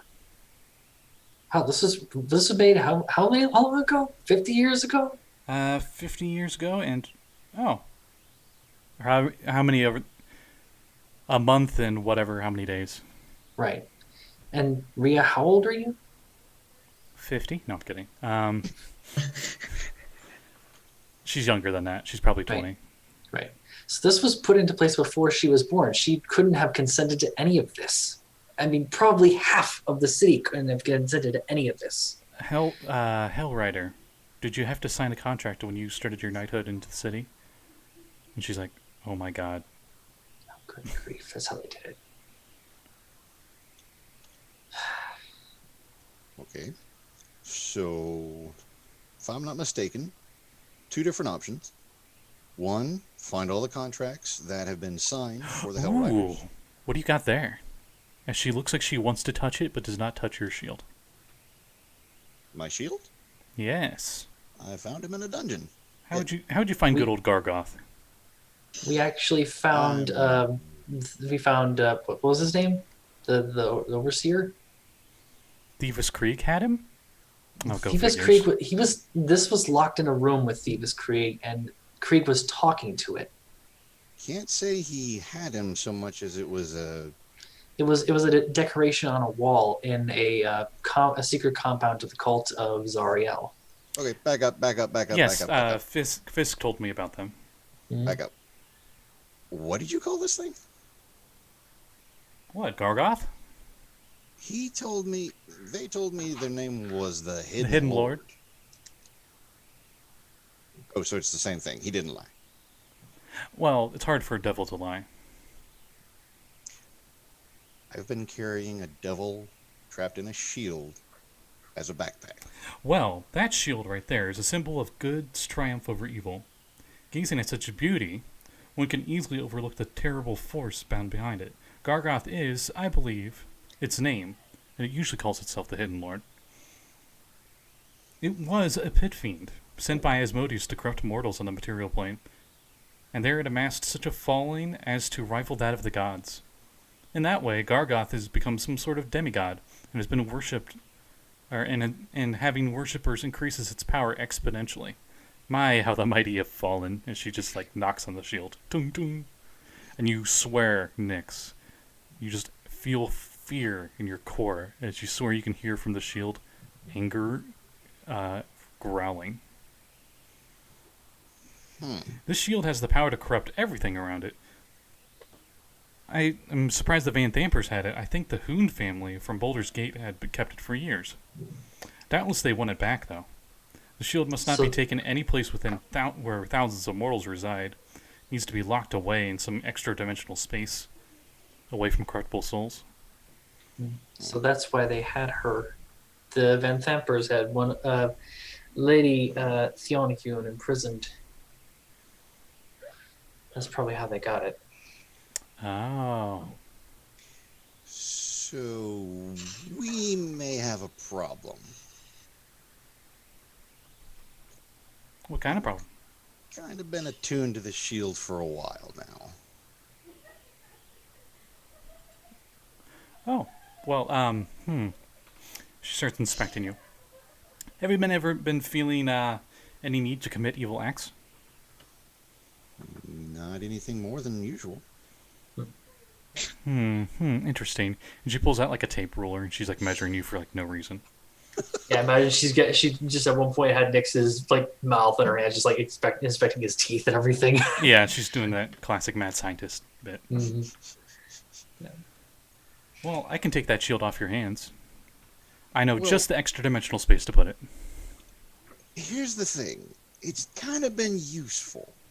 And if we're going up against something that we need to destroy that's kind of powerful, it wouldn't hurt to have something along the same lines, right? Do we know the shield says to you, Nyx, and what better guide into hells than a pit fiend? And he makes an awful amount of sense, which... I promise that I will guide you through the hells to the best of my ability if you keep me with you and not with her. Oh boy. Nyx? Yeah. What is it? Is it talking to you? Maybe. Oh, it probably is. Gargoth is pretty powerful. Wouldn't be surprised if even as an item he is sentient. Is he saying anything? Right now? Yes. What's he saying? Is it in Infernal? Do you understand Infernal? Yo, slow down, lady. Back up. Okay, jeez. Do you like some tea? Would anyone want some tea? Oh, some tea would be lovely. Oh, Would yes. be lovely, yes. Yeah, Hunter. Jezebel, get everybody tea. And a little closet just flies off. That one's actually friendly. He's not... Well, he follows my commands anyway. I wish Curly could make me tea. Probably get dirt with water, but... Anyways, But back back to to the the matter. Curly goes over towards where the closet's going. Yeah, it's gonna end well. So, he's saying that he can lead us through the hells. Is he lying? I don't know. Probably not. Wouldn't hurt to have a guide going through the hells that we've never been in. The If we're going there. The tricky thing about devils And This devil is as you can see here, hell is one of my favorite specialties to study on. As she points at the 9-pointed star, which you all know is just like a symbol of the 9 hells. 1 Right. point for each circle. Mhm. Yeah, I was wondering what I was stepping on. That they usually don't lie. They just know how to tell the truth without you knowing the truth. Mhm. Yeah. It's the part mean, that after- concerns me. Right. I mean, they managed to trick an entire city into giving up their souls. But if you don't trust yourselves with the shield, I don't mind taking it off your hands and putting it somewhere where it won't interfere with anybody. Okay. Party. Big question time. Yeah. Who actually trusts me with the shield? I honestly don't trust anyone with that thing. Noted. I will gladly hold it for you. Does your shield know the demon we have to kill to free all these people? I'm pretty sure that's Zariel, and we can't kill that. Does your shield know who can kill that? I mean, So, if what she's saying is true, then it could probably kill that. But at the Okay. same time, do we want to kill something that's managing to? Would Brakka know in character that Zariel, what Zariel's doing as far as like the war, or would that like require a check? That would require a history or arcana. No, arcana. I would say more All arcana. right, might as well. Natural 20 Nice. Okay. So, for a total of she's 22. in control of the first circle of the 9 hells. Mm-hmm. You know that there is this ancient, beyond time war that's been going on called the Blood War, where the lawful evil creatures of devils and the chaotic evil creatures, demons, have been waging war against each other since the beginning of the multiverse, it seems. If that war would ever end, it would probably end the multiverse, because then the evil factions wouldn't be occupied with fighting each other, and they would just... That's the theory, anyway. Right. But back to Zariel. She is an archdevil. They're extremely powerful, but they are quite killable. Mm-hmm. But you know, that's like some, I don't know, epic level stuff. Right. But would Brakka know, like, if she's keeping the war contained? Oh, right. She is In Avernus. she's the head general of the devils for the Blood War. She's on the front lines. Since you scored so high on Arcana, you know the previous head general of the Blood War was named Bel, and Bel, and he played the fight more defensively, where he would let the demons come to him. But Zariel plays very offensive, where she not only has the devils aggressively attack forward, but she also is in the front lines with them fighting. Right. But what I'm more asking is that would I know that if we took Zariel out of the equation, would that affect the Blood War negatively to where it would lead to more problems for the material plane? Not directly. Hmm. That's hard to say. Right. Nature war and stuff. You cut off one head, there's many heads that want to take its place. Right, and this is hell. Everybody's jockeying for everybody else's spot. Everybody's trying to stab someone in the back so they can be the manager. Mm-hmm. Hell might have a downside when they're leaderless for just a moment, and the devils might lose some ground. But that happens on and off for every century or so, anyway. Right.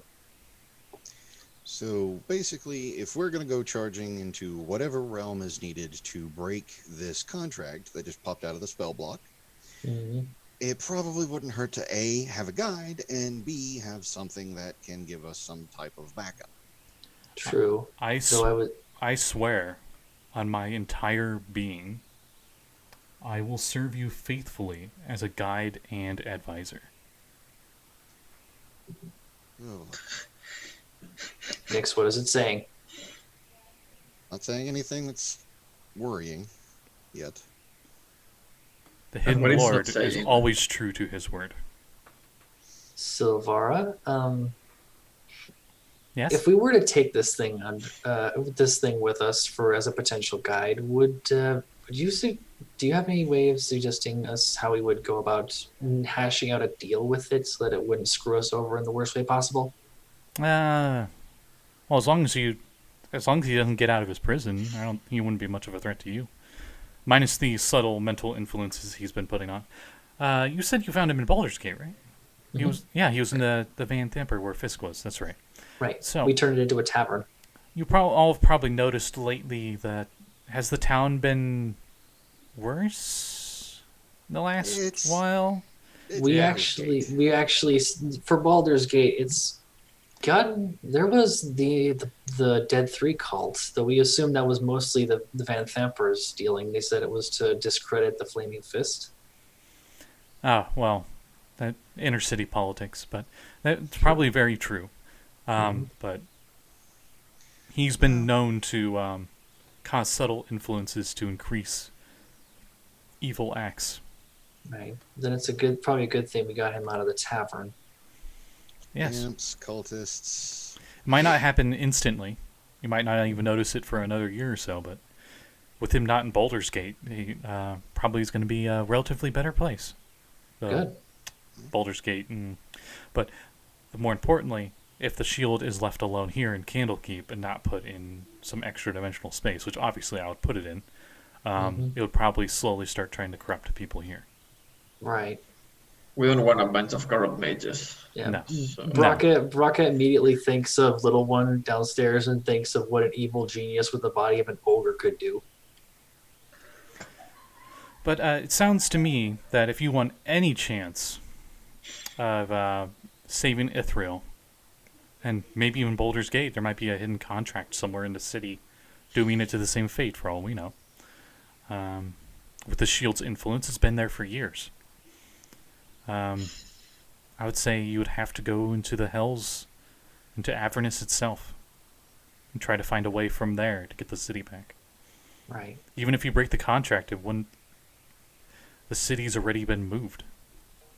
Mm-hmm. But how do we move the city back? It can only be done with like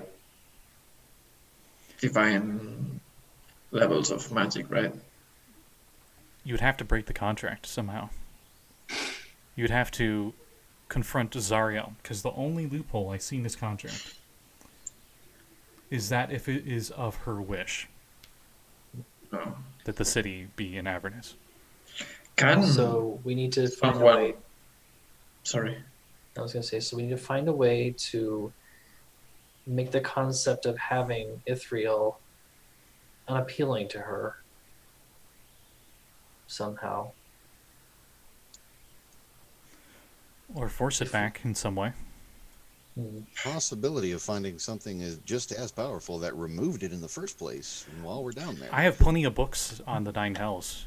If you would like, I'm fine with you lending some of them to you. That would actually be very helpful. Okay, so my No, big Robert. question, Yes? the only way to save the Hell Riders is to break this contract. That is correct. Well, She might I not know have where been I'm dragged going. down with the city, but when she dies, her soul is set for the Nine Hells. Eternal War. Yeah, I'm not gonna have that. I don't care what the rest of you are doing. I'm charging into hell. More likely than not, her soul's going to get dragged into the River Styx, cleansed of all what she was before, and then the soul's going to be converted into another devil in the ranks. Well, if I wasn't already going, I'm going now. Appreciate. I don't trust the damn shield, but I'm not gonna let somebody get just their soul purged like that. Everything that they were, it's just wrong. Well, I do have a map of Avernus. That would be However, appreciated. the Do you map have- is not entirely reliable, and its creator fill went it. mad making it. No, we can try and fill it in as we go if we're going down there. That's the tricky thing about hell. Distance is very relative there. That being said, between a map that you've created and a shield that can supposedly guide us, it should be fairly straightforward. But we have some other concerns. Koi, what's your take on this? So my take on this is there's a city we have to save, and there's a shield we have to take back to hell and not bring back to our world. So it's a win-win situation. Let's go there. Okay. Yeah. Rick? For the Because benefit of science, I think I'll follow along. Science. Right. Plus, while you're down there, the demon things don't die and vanish, so you get a lot of really unique sentries. yeah, the demons we killed there, they stay dead. Mm-hmm. And that's it. I mean, that's the thing. We can leave your shield there, right? I mean, we I don't- free the world from its influence. Mm-hmm. I don't see why not. That may be something we need to work out with the shield later, considering. With that Arcana check, would I know if Zariel would be kind of like maybe vain at all or anything like that? What do you mean? Like if she would, if like say if we were going to give her the shield as like a trophy or as like an exchange, like saying that she has a powerful demigod trapped in a shield that she can just like hang up or something like that or carry into battle. Would that be? Would I know if that might be something that would appeal to her? I Then mean, at 20, I got. it might be. It's a shield used for combat, and she's all about combat, so she probably wouldn't turn it down. You And might if this feel thing- it might be a good bargaining chip. Mm-hmm, definitely. And if this thing can scare mortals pretty well, then imagine what it could do to demons. Yeah, I mean, let them fight, right? Mm-hmm. Pretty much. They're, more they're fighting each other, less chance that we have to, well, Mm-hmm. maybe not necessarily not worry about them, but still. I If don't care who rules down there as long as they don't come to our world to destroy it. So, right. So Now, I'm basically, forwarding you guys the map to Avernus on Discord. Right. okay. Basically, if I'm not mistaken, the gist is this: go to hell, break a contract, bring back a city, leave the shield, save some souls. Seems like Yeah. it. Sounds And like of course- something we should do. Mhm. And if worse comes to worse, we break the shield and let him fight Zariel for us, and then get the hell out of Dodge. That's if they're up for it. And Yeah, if I it- don't know if the shield wants to be the commanding general of the demon's army, but sounds like something. worst case scenario option. It seems like one of the best for me, actually.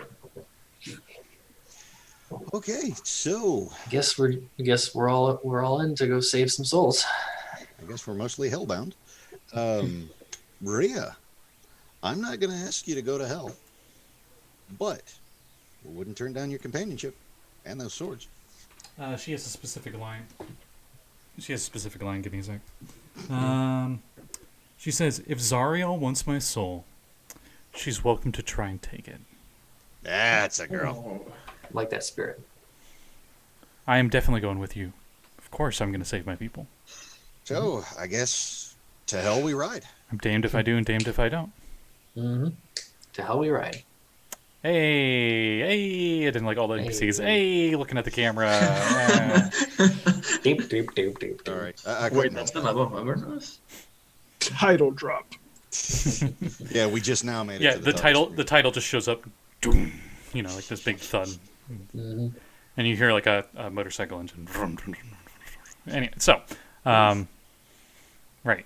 So It's a hell of a map. I put up the map, both on stream and for you guys. This is actually smaller. Unfortunately, it's a 2-page spread in the book. Or no, it's not even 2-page spread. It actually, I should have brought it. It's this really big actual poster.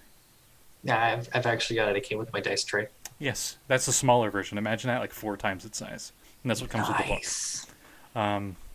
But this thing is intense, to say the least. That river you see going through there, I don't know why they made it red, but that is the river Styx. Mhm. Now, while you're here in Candlekeep,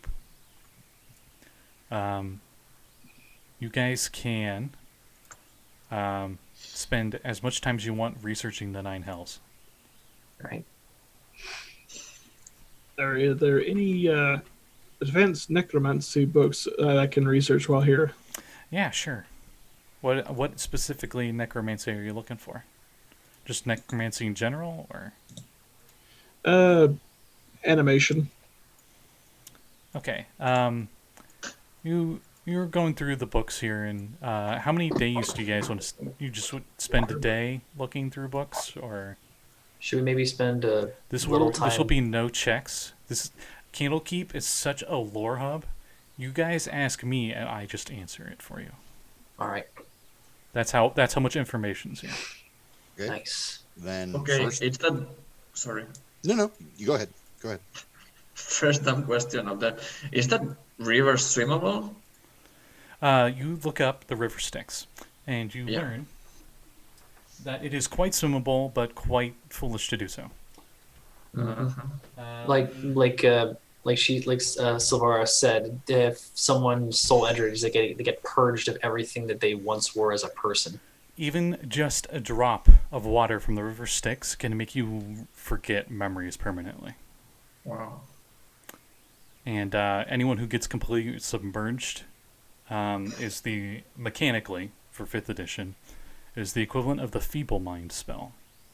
Now, the Yikes. Feeble Mind spell, what does that do? The Feeble Mind spell, you don't automatically lose your Wisdom saving throw, but if you make contact with the river Styx water, Wisdom saving throw, and if you fail it, your charisma and your intelligence are knocked down to 1.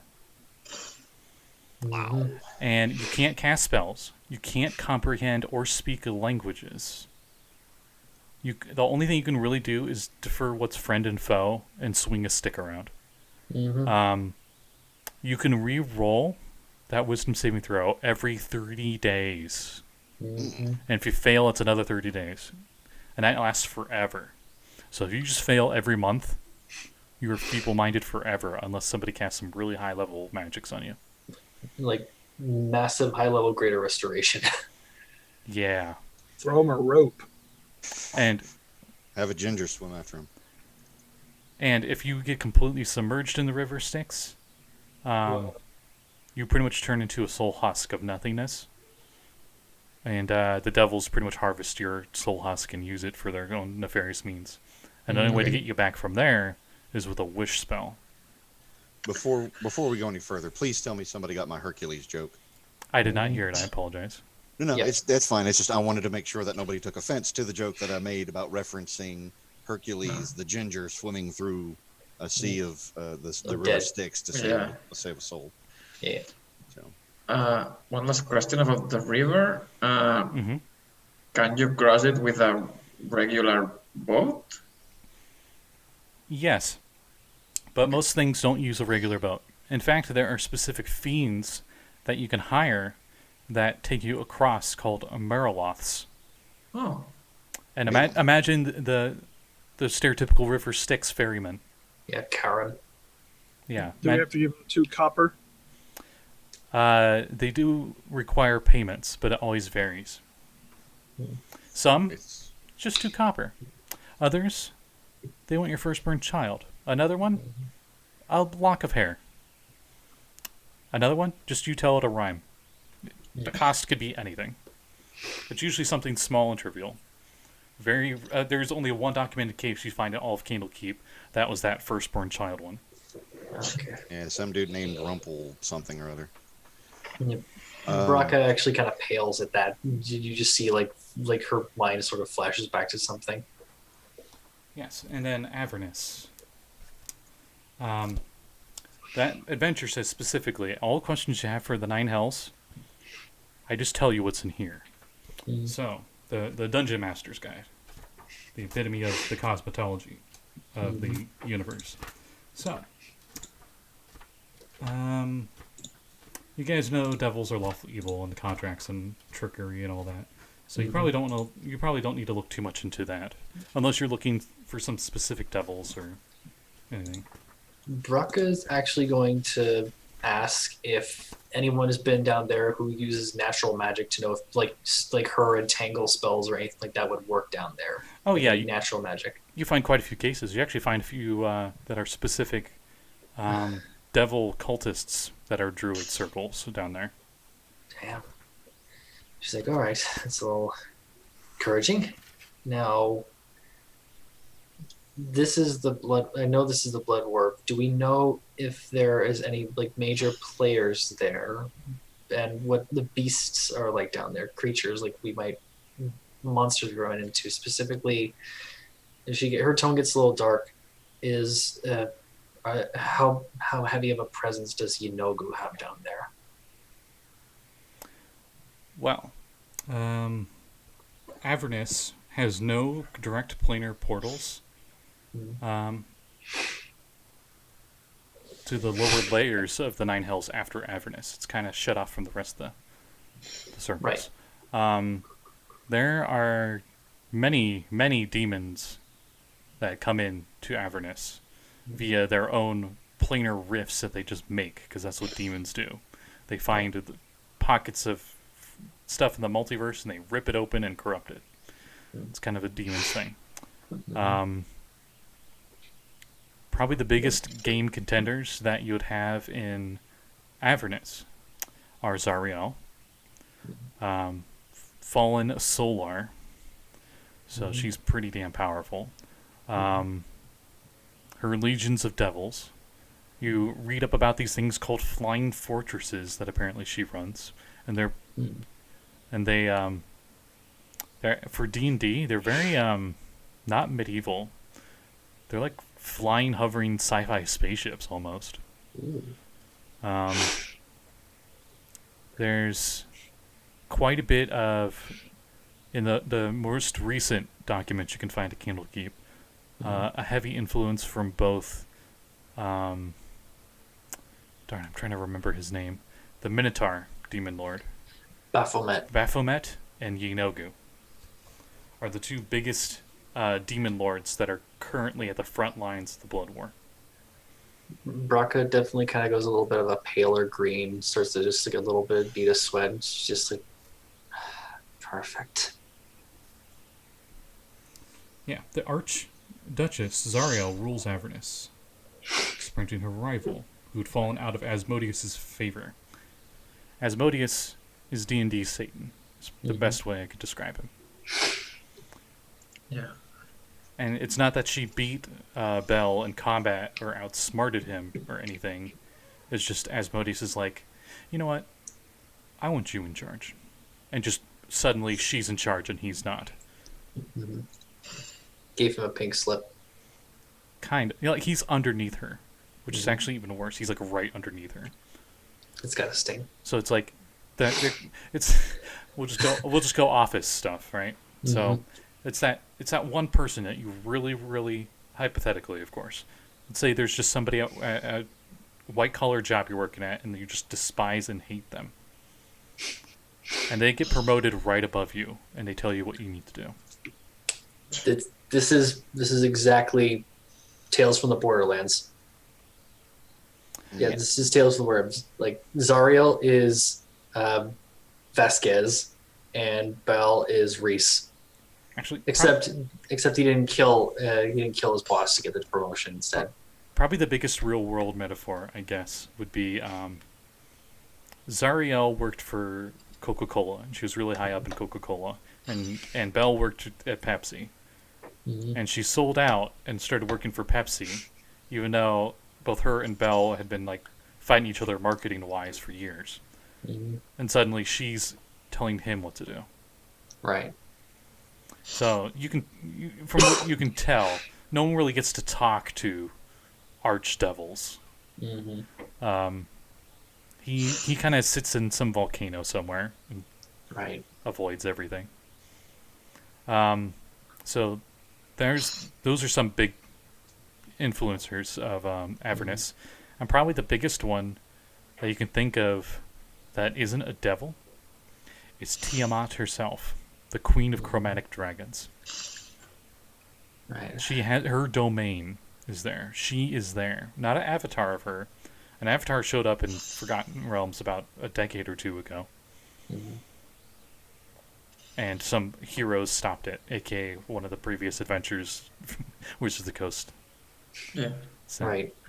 Well, Brakka smirks and like, well, imagine if we run into those jokers again, we can possibly say that we met their god. But she is of no ally to the devils. It's Mhm. more of her and Asmodeus have a mutual agreement where it's like, I don't fuck with you, you don't fuck with me. Mhm. So, you may have answered this, but I think I may have missed it. How the hell do we get to hell? Yes, well, I know of a certain wizard who would be able to help you. Unfortunately, I could plane shift you, but Candlekeep kind of has some rules on it. Some magic doesn't work here, so I wouldn't be able to do it inside the keep. Right. Actually has some lines. Give me a moment. We wouldn't want to get you in trouble. Oh no! You wouldn't get me in trouble. Very hard time imagining anything that can get her in trouble. A friend of mine, a wizard named Traxagor, lives in a tower 20 miles from here. I've loaned him a spellbook or two, so he owes me a favor. I could have you delivered safely to his tower, and he can plane shift you directly to Airthil. More importantly, Traxagor has been looking after an old friend of mine, someone with a history of battling devils in the Nine Hells. I think you'll enjoy her company very much. Her name is Lulu. Lulu. Well, any help we can get, I suppose is the best option.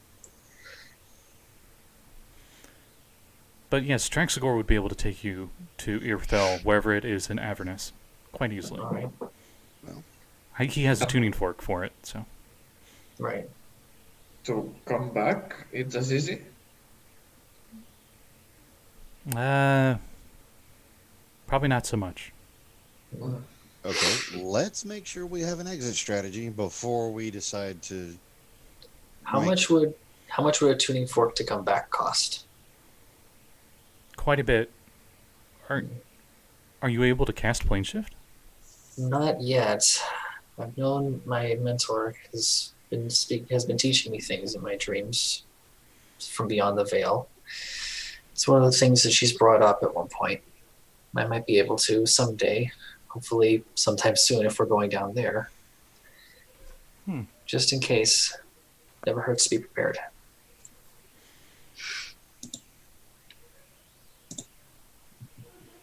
Doesn't hurt at all. Mhm. Do you guys have any other questions about the Hells or anything before you guys leave or go elsewhere? I'm really bad at thinking of questions at this Oh, point. Richtofen, you were asking about necromancy stuff. I apologize. There's probably quite a few necromancers and evil adventurers and stuff that get hired from any side of the Blood War to fight. So there's probably quite a few necromancers in Hell. Another big thing about necromancy, since you're kind of new to the game, both in character and out of character, necromancy relies on unlife energy, which comes from the negative plane energy, which is pretty much like pure entropy, like death and destruction. And when you make skeletons and zombies and stuff like that, it's not you making an artificial soul, it's you taking the energies from the negative plane and imbuing them into that vessel to animate them. And that's for all undead, whether they're intelligent or otherwise. So even vampires, as you're reading up on undead and necromancy and such, they technically do not have souls anymore. Lovely. Stuff like that. You Okay. probably read about high-level necromancy magics from some fallen paladin in a far-off land of Chult named Ross Nissi. There's not much on him, but apparently he allied with Yanti, these weird evil snake people down in those jungles. While we're here, do they sell stuff? What kind of stuff? Because Brakka will be willing Candlekeep to. keychains. No, I'm kidding. Brakka will be willing to spend the. I just looked it up. Brakka will be willing to spend the 250 gold to get a tuning fork attuned to the material plane. Yeah, sure. You could Right. find a wizard who could get you one. Sure, I'll spend the money for that. Okay. So, What about? Go ahead. Time off. Damn it. Out of character, quick. What we had talked about earlier in the week about that one item. The table? Oh, the whistle. Oh yeah, I thought you. We were gonna say. I was gonna say you bought that at Baldur's Gate before you left. Okay. If you had the money for it. Yes. Yeah, and I just spent the money for the tuning fork. Not gonna be able to cast it yet, but Right now, it's an untuned tuning fork, right. and the wizard probably just explains to you whatever plane of existence you're on. Or sorry, I'll make up a note. Whatever plane of existence you're on, you just go ding with the tuning fork, and it will tune right to it. So if I just do it right now to here, it will attune us to the material plane. Yes, don't do it. Why Be worthless. not? Well, I'll kind of need it later. Oh, the plane shift back? Mhm. Oh, okay. I guess that makes sense. Right? Yeah. And just, Coy, you were about to say something? Yeah, I just have a question. I'm very into knowing my foes. I guess in Avernus there will be a lot of devils. Mm-hmm. What else can we expect? Demons? You can expect devils, demons, and other fiends, everything in between the chaos and lawful spectrum of evil. There are creatures called Yugoloths, which are the neutral evil, and they're kind of like fiendish mercenaries, and they work for either side, whichever one pays them more. Okay, and other things like gnolls, since you mentioned. Yeah, and Yeah, I will- gnolls would be with the demons. Okay. Specifically Yunogus. Yeah. Also, you probably read up about these crazy contraptions they have down there called infernal war machines, which are these crazy vehicles that seem to be made mostly of metal. And they're you covered think- in weapons. Okay. They're like war weapons. Giants, dragons, something mentioned there, a part of Tiamat. Oh yeah, plenty of dragons near Tiamat's realm. On the Okay. map, that giant dragon skull up there leads to her realm. But there's no real north, south, east, or west in Avernus, so that this map is just a vague idea of what to expect. Because you could head to Tiamat's lair and be on the south west part of that map and get there in a day. But then you could go to somewhere right next to it and it will take you weeks. Oh. space and time seems to be kind of wibbly wobbly there. Mm-hmm. Thus the outer planes in a nutshell. Mm-hmm. Maybe we should take a doctor with us. But who? You? But who? I vote Sherlock. Anyways, But who? And everybody looks at the camera. Theremin starts going nuts. Anyway, I vote Capaldi. a giant scarf just goes off screen. is there anything that would be extremely beneficial? What's the word I'm looking for? What are the weaknesses in hell? Is it mostly just holy magic and holy items? Well, weaknesses, like what kind of weaknesses you mean? Like weaknesses to the fabric of its reality? The weaknesses to combating devils? Or More the latter and all the other creatures that we're probably going to come up against. Mainly speaking, for example, the fiend that we fought on the road here was resistant to a lot of the stuff I was throwing at it. oh, literal elemental stuff. Okay. Yes. Most fiends have resistance to the main elements, which are fire. I just want to make sure. I want to make sure I get it right. I believe fire, cold, lightning.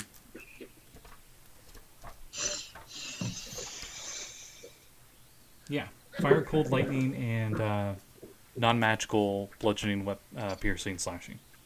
Mm-hmm.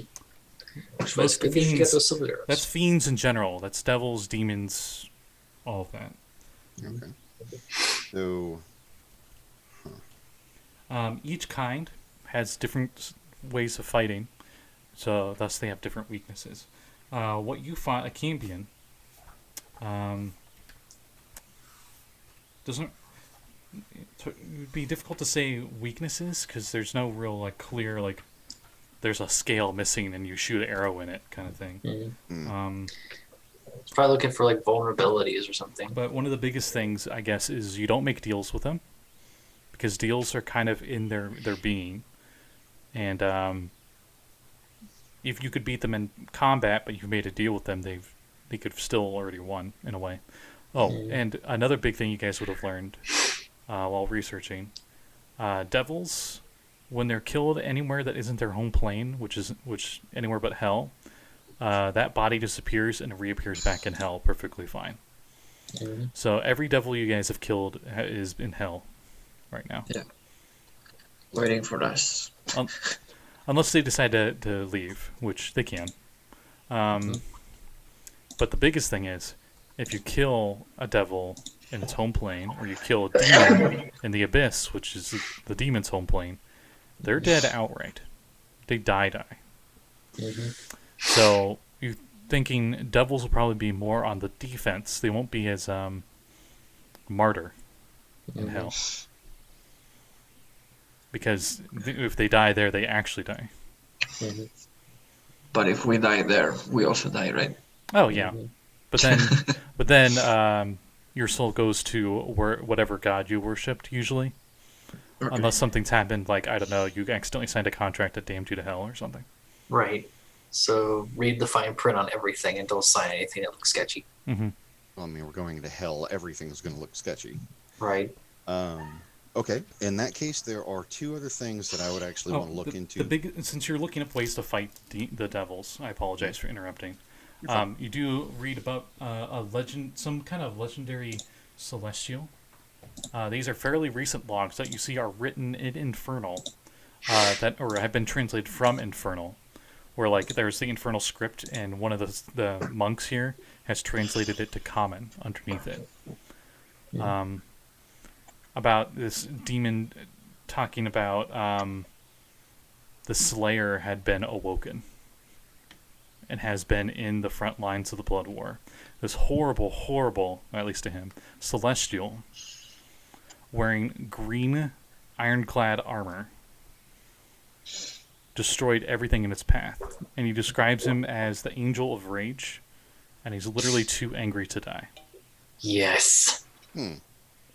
Apparently he got released by some adventurers or something. Yes. Shout out to Trackless Sea. Anyway. So, yeah, there are going to be... Oh, and he's killed a demon lord or two by himself. You done? I'm done. Okay. So, two or three things that I'd actually like to look into before we would go into hell itself. Mm-hmm. I would prefer to do that out of the main story, so we're not taking up too much time, because some of it may kind of be stupid, but the other one maybe not so. Right. If that's okay. Okay. So, as you guys do all your researching and all that, we'll say you spend like the next day or two or looking into things. Silvara ushers you to a crescent-shaped landing platform with a stunning view of the sea. Waiting for you atop of this platform are several griffins with saddles, their handlers standing nearby to help you. The griffins have instructions to fly you to Traxagor's tower. Don't worry, it's safe. Cool. Wait, who's going to carry the table? Griffin just like tilting its head, looking at you with its head sideways. I think if they can carry us, they can carry a table. Or at least they can carry Curly in their claws, and then the rest of us can ride on the back of one of them. And Curly can carry the table. It looks like Curly could have the table tied to him, and he just saw a griffin. It's fine. Just like we've done before. Yep. Okay, just making sure. Don't want to lose the table yet. Alright, so the griffins take flight and head out to sea, flying just below the clouds. Keep looks no less majestic in the air, but grows smaller as the griffins soar westward. Large rocky islands pass below you, and beyond them lies the open sea. After a long journey, you see a windowless, doorless stone tower, which somewhat floats in the sky overhead. Griffins pass through jagged holes, revealing the tower's conical peak to land on top floor or on the top floor below, which is a spiral staircase leading downwards. So you land at this wizard's tower of wizardry. Okay, so I would. You said there's stairs going down. Yes, as you land on top of the tower. Yeah. Oh, okay. Guess dismount the griffins, give them a quick pat and a thank you, and head down. Yeah. Sorry, in Discord, someone saw the Avernus map and they were like, "My fat ass thought it was pizza." You posted. It does kind of look like pizza. I Most can see it invented now. pizza ever. The most hellish pizza ever. Anyways, so anything of particular note as we're heading down the stairs? Maybe floating candles instead of having torch sconces. One level down, you see a cluttered chamber illuminated by various objects upon which continual flame spells have been cast, of floating candles, we'll say. Scurrying around in the room is an otter dressed in a tiny red cassock. The otter mumbles to itself in common, mentioning something about tuning fork. Suddenly, it notices you and stands upright. Lulu, wake up! Our guests have arrived. And I just sent you all the picture of Traxigor, which I the love book him. does not have, so I drew him myself because he deserves one, damn it. Thank you. I love him. Thank you. Because oh, come on, it's an otter wizard. It's an otter. It's a little otter in a cape. Best thing ever. I love him. Today I've met the best two NPCs in the world. Yes. At the sound of her name, a small elephant with golden fur appears from under a pile of blankets near a table strewn with alchemical equipment. The elephant takes to the air on feathery wings and lets out a pleasing trumpet sound. Oh. And I'll get her picture for you too. Hooray! Brakka is just immediately enamored by both of these creatures. I'm not drunk. You guys see the elephant too, right? Yes. That's an They're so elephant. cute. I see the otter. I don't know what the hell that the other thing is. You're not drunk. It's not pink. Yeah. Let me Point. I've me had some post her strong drink picture. before. for you all. I got it on the overlay, but more for you guys in Discord.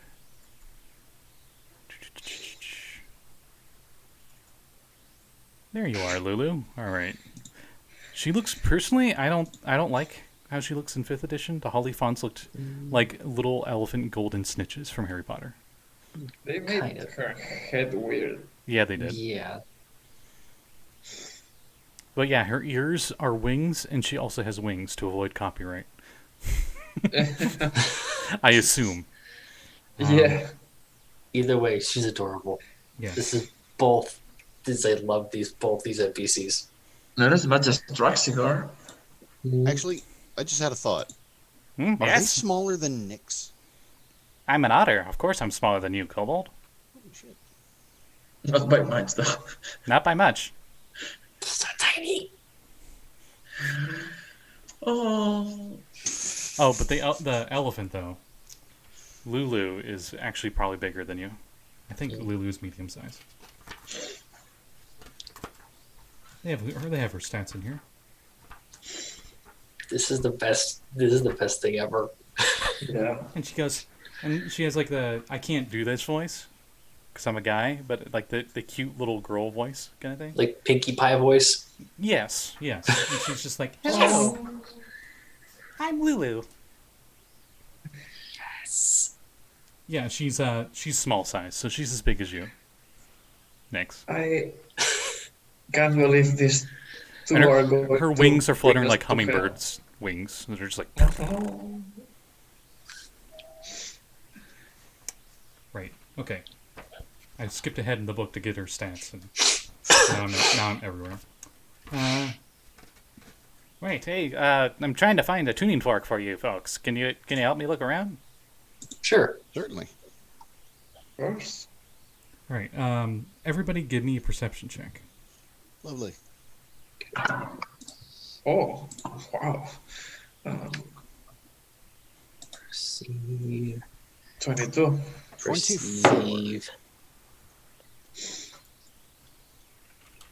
8. Brakka's too distracted by the two cute NPCs. Yeah. It's so precious. Wait. What's Rhea's reaction to this? She probably squeezed when she sees Traxagor. And she just goes over and just grabs him by his little otter cheeks, and he's like, "What are you doing? I know I'm adorable, but still." And you just see his like little canines poking out because she's just grabbing by the cheeks, so he's kind of like. It's like she's just doing all this in the back of his mind. He's thinking, "I could end you with a thought, woman." I am a serious scholar of the arcane. I will be taken seriously. At my level, I don't care anymore. I've never seen other folk. Oh, I see what you did there. I mean, I'm kind of serious. I've seen a lot of them. Sea life. I've never seen anything like you. You've never seen an otter before? I've seen others, not talking ones. Oh, well, you see, back in the day, I decided to have someone polymorph me into an otter. And you know what? I kind of like this form, so I just decided to keep it. So you I can That's understand fair. that. you chose it. Mm-hmm. As he nods his little otter head. Quick question: if somebody else had been polymorphed, could you tell? With true sight, you could. Do you have that? Yes, Yeah, I need to talk to you for a bit. sure. Or in my tower. What do you want? What do you want to talk about? Damn it!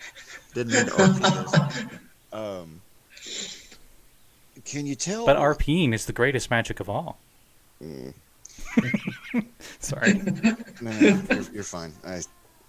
I'm going far enough out of my comfort zone just to be able to play Nyx as an outgoing, outspoken character. And Lulu just flies over to you and her elephant snout, and she says, "You're doing a wonderful job, RP. I have no idea what that is." And she just like flies upside down back to the rest of the group. And rolls a 20. Anyways, She rolls an 18, so close enough. okay, so could you tell who, if somebody had been polymorphed, like me, for example? You think you've been polymorphed? I don't know. I don't know a lot about my past.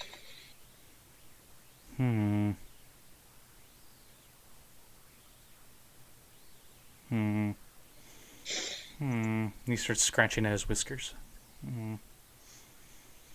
Well, I could do that for you. Why not? Cast a spell on himself. Let's see here. Why is everybody sizing up the kobold? Because you're adorable. Because you're the most interesting thing we Says have. the Otter. It appears that you don't seem to be polymorphed. You're not shapeshifted in any way. Not? But that shield of yours is. Interesting you have a pit fiend with you. Yeah. Probably why you're wanting to go to hell, huh? It's one of the reasons. Huh. See, you are always at short. I will end you. Anyways, Why did you think you were polymorphed? well, I don't remember my past. Classic amnesiac. Is that an insult or a dessert? Yes. And he pulls out some weird dessert. It's a cake. Yes, it is a cake. I will jump forward to take it. He just backs up because he has 3 strength. Brakka grabs her by the arms and just tries to hold her back. Give me the cake. Nope. Give me the cake. We'll get you some special cakes when we get to hell. I forgot to ask if there are cakes in hell. Not I'm any pretty that you sure would. they are. No, any you'd like, but this one was baked in Mount Celestia. It's quite Is there heavy. enough? Is there enough to share so we can stop her? I mean, if she's not going to try to attack me, okay. Have as much as you want. I'm Let her asking to go, find see. about my past, and you fuckers are only interested in the damn cake. You It's not fucking me. pulled a cake. It's my only weakness. Well, I wouldn't be able to cast any spells that could revive your memory, unfortunately. Do you know who can? No, what? Know of anybody that could, is what they're asking. Yeah. No, not off the top of my, not off the tip of my whiskers, no. As he takes off some of the frosting that got stuck to his whisker and just, Oh, well, celestial, made with celestial butter frosting. I tried. All right, then, I'm good. This cake does smell heavenly. The rest of you probably are, just like it's really hard not to just, put a finger through the frosting. Yeah.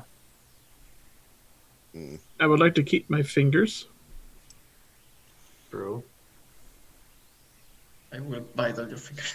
That's why I'm not touching it. Have any of us found the thing? Yes. Who had the highest? I had 24. Right. Yeah, I think Nix. got it. Okay, I think Nix finds it, but everybody else finds things too.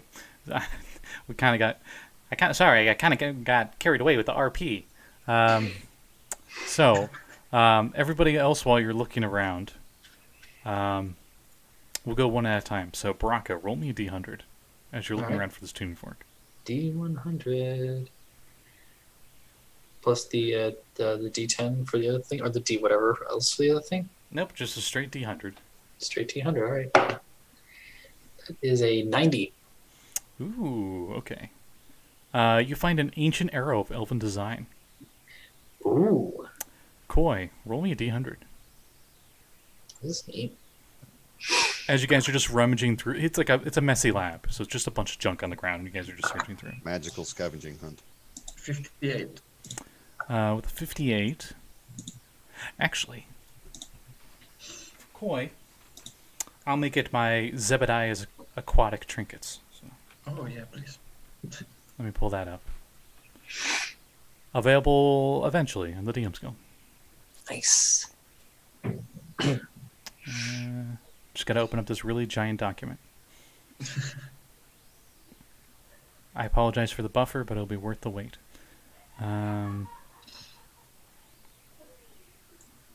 There we go. What was your number? 58. 58.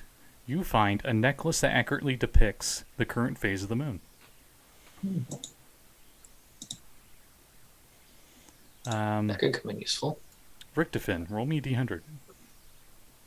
35. With a 35, you find... I just had that data. Oh, there it is. Okay. 35. You find a white sequence glove size for the human. For a human. You gotta be kidding me. Yes. We need to get. This is perfect for. make it- Oh, I was We gotta make wondering. it through. I was wondering where that glove was at. My bard friend has the other one. Is he famous?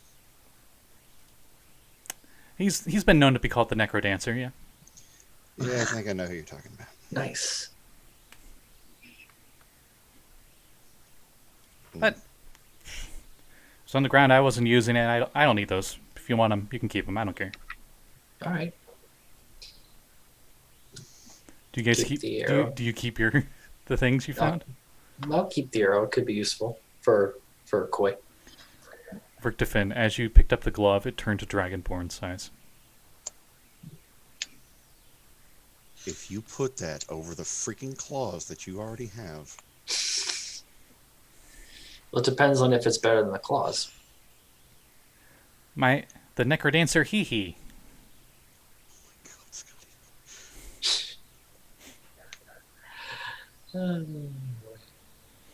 Mav, you're muted.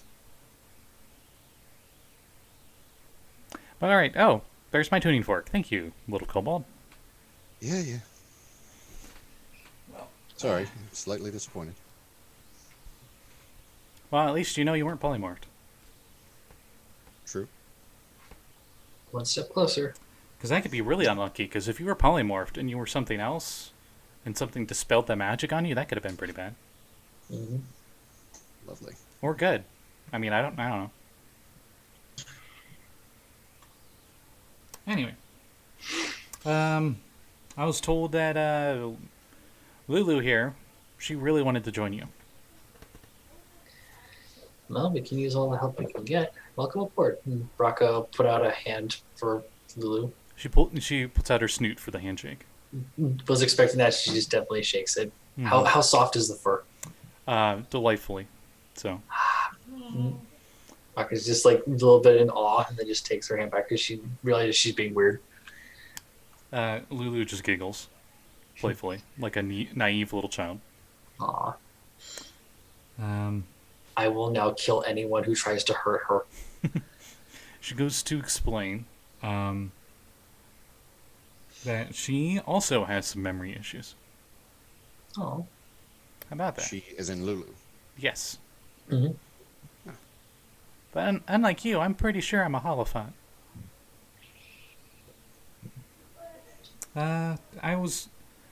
From what I can remember, I was with Zariel when she was an angel. Helped her assemble the army that attacked Avernus. Oh? Whoa. Wow. Before she was captured, she told me to hide her sword, so it wouldn't fall into evil's hands. Someone helped me hide the sword, but I don't remember who. We found a place to hide it in Avernus, but I don't quite exactly remember where.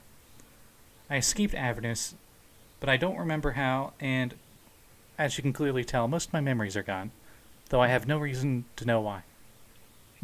Well, maybe while we're down there... Hi, I'm Lulu. No, I'm kidding.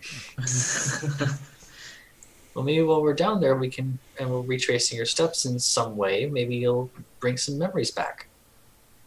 Maybe we can find the sword. It could be another bargaining chip. And maybe we can save Zariel. Mm-hmm. And Maria's like, and then that could save Ithriel. And then That Lulu's could- like, yeah. That could work, actually. I mean, it seems almost impossible. I mean, it seems pretty daunting, but redeeming Zariel, if it's at all possible, could lead her to have a change of heart and render the contract with Ithriel void. Maybe not a change of heart, but it may be possible to bargain that. Because remember, we do too much of a change of heart, the entire universe goes. Well, not entirely. Remember I that don't- what they were talking about? I don't Bell see- is underneath her. I don't see anything wrong with turning something bad to good. Mhm. Says Lulu. And like Savika said, Bell is underneath her, so we redeem her if he would just take over, and that would still it would be the blood war would keep going. It'd just be on a defensive instead of an offensive one. It's pretty much the same. The outcome's going to be the same. We're going to save some people. And if we can save a celestial, the heavens will be in debt with you, Nix. Mhm. Can you imagine that? All of Mount Celestia in your debt? But other things at the moment. Right. We have to actually accomplish this. Right. Well, we can teleport right here. You just need to clear off this circle. As like All right. Traxagor is like trying to move things, but he's a tiny sized creature. So it's taking him a while. Brakka will help him. As will Nix. Okay, so you guys clear off the floor, and you see there's actual floor underneath everything. And there's a Right. magical circle with sigil runes and everything. Right. And it's like, okay, everybody, let's get into the circle. And we'll say it's big enough; it easily fits everybody. All right. All right, All right, then I'm beam gonna- us I'm out, gonna- Traxy. I'm gonna cast it, so who knows what will be on the other side. All right, 3, 2. Wait, is everybody level 5? No. Are we? Traxagor looks at the camera. You're level 5 now. Ting! Nice. And he hits the tuning fork, and you all vanish. Wait, what? What's a level? What the hell? Poof. Now, I don't know how many of you actually had a level 5 thing prepared ahead of time. Oh, It's super easy. Probably none of you. I don't think I told you I- guys to. yeah, you Didn't did. exactly have it. Said we might hit it. Didn't know. Okay. I did. All right. So, we'll I be got back level 5. after everybody levels up. So, we'll be back in a few. Back in hell. You see me. Cosentix can help people with moderate to severe plaque psoriasis find clear skin that can last. Don't use if you're allergic to Cosentix. Before starting, get checked for tuberculosis. An increased risk of infections and lowered ability to fight them may occur. Tell your doctor about an infection or symptoms if your inflammatory bowel disease symptoms develop or worsen, or if you've had a vaccine or plan to. Serious allergic reactions may occur. I'm still clear. Ask your dermatologist about Cosentix.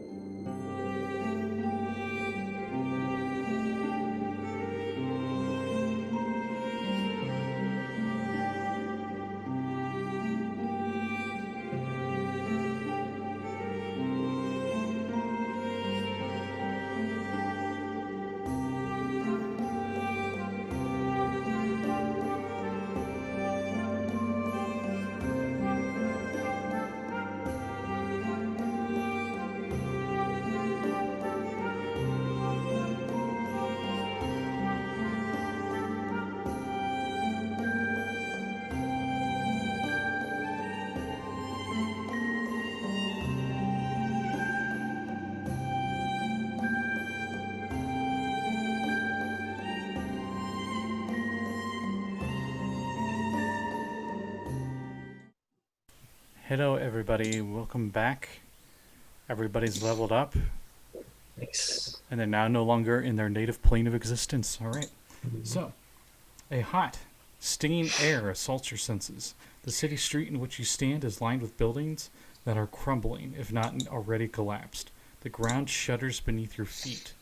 In a red, smoky sky, a 400-foot diameter sphere of darkness discharges strokes of bluish-white lightning that strike the city at irregular intervals. Perched atop a distant bluff overlooking the rest of the city is a crumbling fortress. Traxagar gazes upon the black orb nervously, utters a few arcane syllables, and disappears in the blink of an eye. Traxagar, are you still here? As he seems to, like, one frame he's there and just, like, gone. Like a Goku instant transmission. Hell of a place. All right. And Guess we're you can just... The city is surprisingly quiet. Eerily quiet. well, we're definitely not in Faerun anymore. As you hear flapping of wings above you. Looking up immediately. The second you look up, you see 3 devils. 3 of the same kinds of devils. And since you all have been researching stuff in Candlekeep, I'm just going to say from now on what kind of devils they are. 3 bearded devils appear, with snake-like tendrils as beards, with wicked glaives. Wicked. Well, didn't we fight one of those in the Van Thamper estate? I think you did, yes. We did, and I think Richtofen made quick work of it. I helped. Yes, that's right. And, It's been a few days. Oi, nod! Or wait, no, around the corner. Oh, okay. Rewind a little bit. Around the corner, in a still-standing structure, runs a woman and 2 toddlers, one each arm. In her wake amble 3 infernal monsters, these bearded devils with wicked glaives. The fiends laugh darkly as they seem to chase her and toy with her. Hey, where are you going? Just wanted to talk. Wanted to cut skin up your babies in front of you. Ha ha ha ha, you know. Just... So what do you guys do? We shoot them, right? Yeah. That's your first reaction. Go for it. Can we? Yeah. Can we? How far away from us are they? About 60 feet. On Yeah. the other side of the street. All right. Let's see So, what we got here. Unlike the earlier, there's a lot of little encounters in Ethereal. There's no real maps for the specific spots via grid. So I'm just going to have up the map on the overlay so people can just see how much of a mess the city is as a whole. And as Koi fires off a shot, we'll roll initiative, and Koi will get the surprised round, I guess. All right.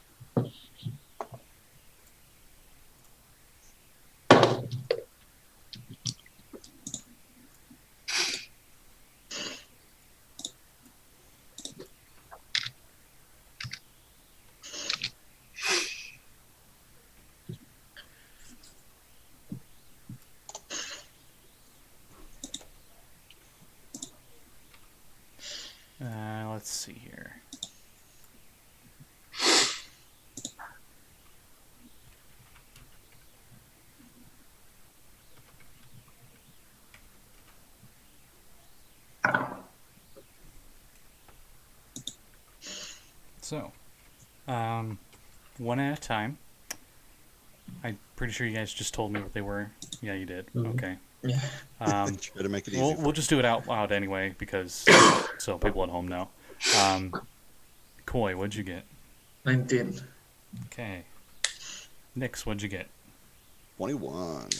Nice. Richtofen, what'd you get? 15. Nice. Brakka, what'd you get? 16. Okay. Oh yeah, and then Rhea and Lulu. Mm-hmm. As you hear like a whoosh, Lulu joins the party. Everyone, Lulu flutters in. everyone is here. Mm-hmm. Lulu brings in the fanfare because her trumpet trunk. Yeah. All right. So up first is Koi, because Koi is taking the first shot. Yeah. So.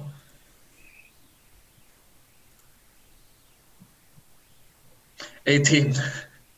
18 hits. These devils, these bearded devils, do not wear any armor. Okay. With your research, you know they do have a natural armor, but you definitely hit regardless. So 7 silver piercing damage. Okay, and now at your 5th level, you get another attack. Yeah, and I will attack another devil. Okay. Fire. Actually, yeah, right. I will do that. 16. Ooh, okay. You hit them, and or 16 hits. No. Sorry, I thought it was damage for some reason. Oh, no. I don't think I can heal that much. 12 magical piercing damage. And I will spend a superiority dice, actually. I didn't say. Oh. For extra 4 damage. And to tell Rhea to move if Rhea wants. Oh, okay. She's just like, okay, because you kind of, it's surprise round, so. Yeah. And you move her forward. Half her speed? Is that right? Yeah, she can move now if she wants, half her speed. Okay, I guess she moves forward. Doesn't realize that she's moving forward. That blind charge, Right. Must smite evil, I guess. Her paladin senses are tingling. That's Koi's surprise round. So then we go into the actual initiative as Nix goes first. Right? They're relatively close to each other, and they're just kind of like fly hovering towards this lady. The lady is about 20 feet away, and these 3 bearded devils are about 30. Or no, they're about 60. That's right. From our direction, are And- they... And the lady is about 50. I apologize. Okay. Are they in a line of any sort? Like, are they chasing after her shoulder to shoulder? Are they... Nah, they're but flying they in. are in a group. Like, one's flying a little lower than the other two. Almost like a triangle. Okay. They're all within 5 feet of each other. Okay. Yeah, but this is only 5 feet wide. Okay. So, instead of that, I shall cast... Yeah, I hate to do it on another character, but I'm going to cast Ice Knife. Okay, roll to hit. Yes.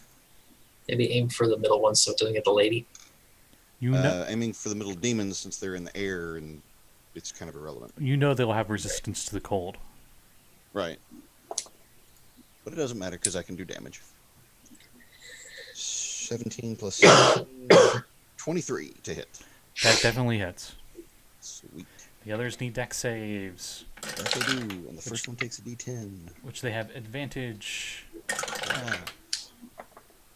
Oh, wow. Asmodeus does not want them to continue working in the Blood War, I guess. He's giving them an early retirement, as they all fail. At advantage. Oh wow.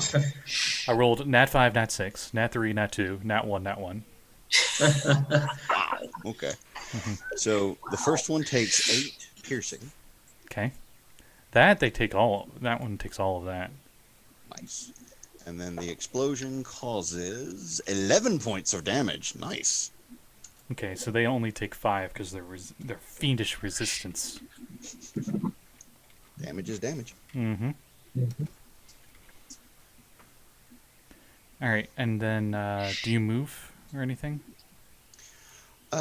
Just take a defensive stance. Okay. Hey, Koi, guess what? It's your turn. You're muted. I will attack the third one I haven't attacked yet. Okay. First. For a 26. That definitely hits. Nice. Was that a natural 20? What? Was that a nat 20? No, it was an 18. Okay. I have a crazy, yeah. Dang. Yeah, because you're a crossbow expert in archery and all that. Yeah. Exactly. So, it's 17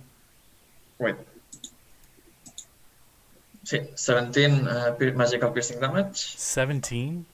Yeah, Wow, okay. Wow. because I spent my superiority dice Nice. That was your Cool. first shot. to give advantage to the next attack that goes to this guy.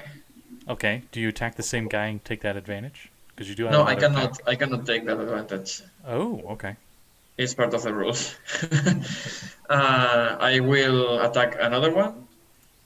Okay. I mean, the one that I attacked the first. I'm just moving.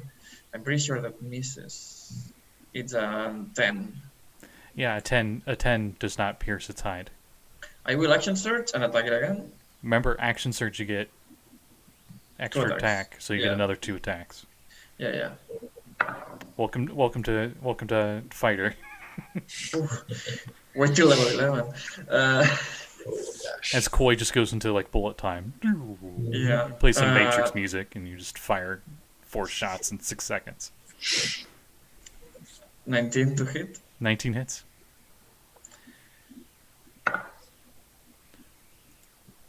Eleven piercing damage, magical piercing damage, Okay. and then I will attack the other one.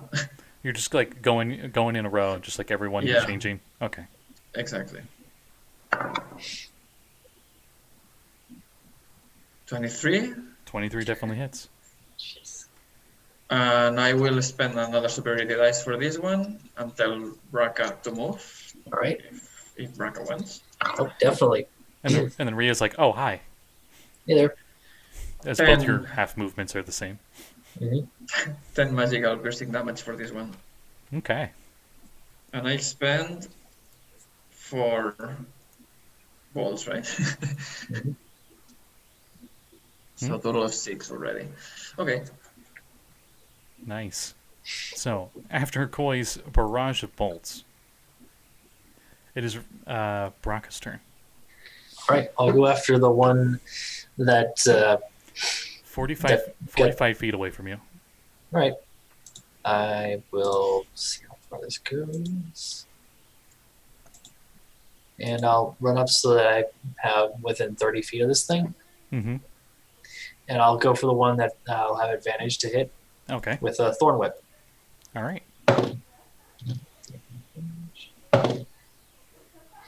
All right. So that is not going to hit, I'm pretty sure. It is a.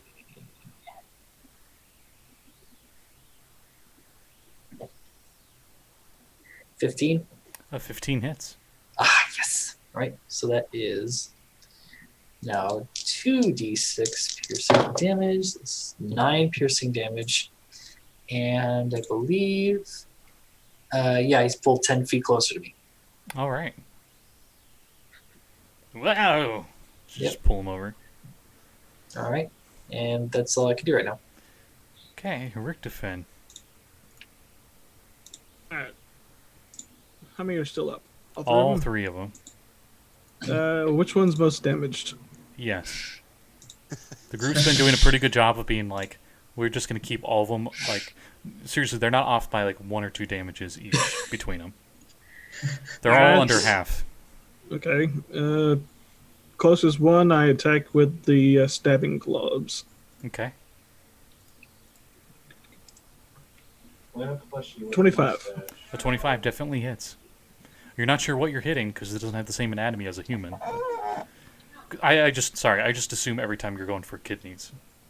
Kidney, spleens, whatever. Once it's added, anything else. 8. Necrotic. Okay. And then, as you get that one that got pulled forward with the thorn whip, like that black claw comes in and just grabs it where the kidneys should be or something, and he goes like, "Ah, what the fuck?" Tickle, tickle.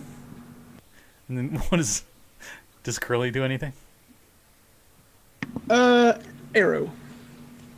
at the Or same one? crossbow bolt. That same one. Oh, crossbow, yeah. Okay. Tunk. He got a nat 19, so that definitely hits. Nice. He still has normal bolts, though, right? Yes. Okay, he did max damage, but it's a normal bolt, so it's halved. Ah, As it goes right into the bearded devil's forehead. Like, half the bolt's still in him. He seems much better off than he should be, though, with that kind of injury.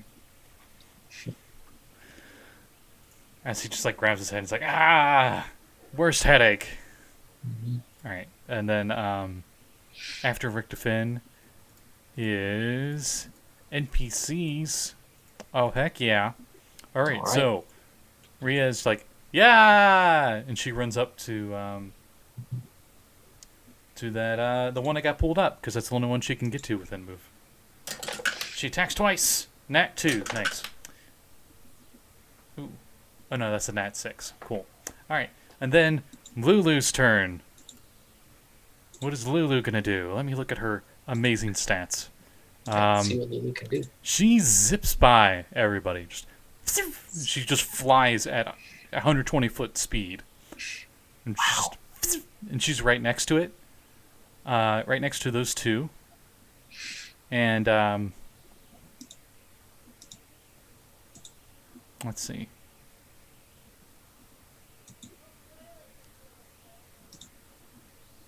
She blows her trumpet, which is her elven snoot, right at him. And they all need to make Constitution saving throws, as you all hear a really loud trumpet blast. Dang. As a 30-foot cone of this just... It sounds, for those of you that are of the arcane knowledge, this is about twice as loud as the sound of a knock spell. Just to give you an idea how loud it is. So pretty loud. Not enough to con saves for deafness or anything. At least for you guys. Now these devils, on the other hand, they might go deaf from this. Nice. So they're making con saves.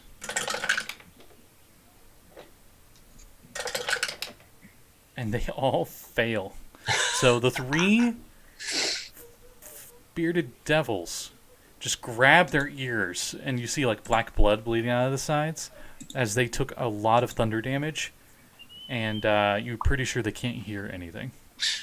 Oh, I thought their heads would explode. Also, you can very clearly see that this is a 30-foot cone, because all the objects that aren't being worn or carried, including like the ground and structures and stuff, crackle and break from the sheer thunder damage. Jeez. As She's on our side. takes non-magical objects take 35 thunder damage. Holy So she moly. pretty much just destroys everything in a 30-foot cone. And she's like, take that. And that was her turn. And Rhea just like looks at her and like looks back at everybody else and like smiles and looks back at the fiends ready to fight some more. The entire party just shrugs back at her. Yep. And that's when the enemies go. So wait, how much damage is that again? Let me double check. Jesus Christ. Because that was to objects, not to them. They took They didn't take as much because objects take double. Well, she just deleted these guys. Actually, she did kill one outright. Yeah. Please tell me its head exploded.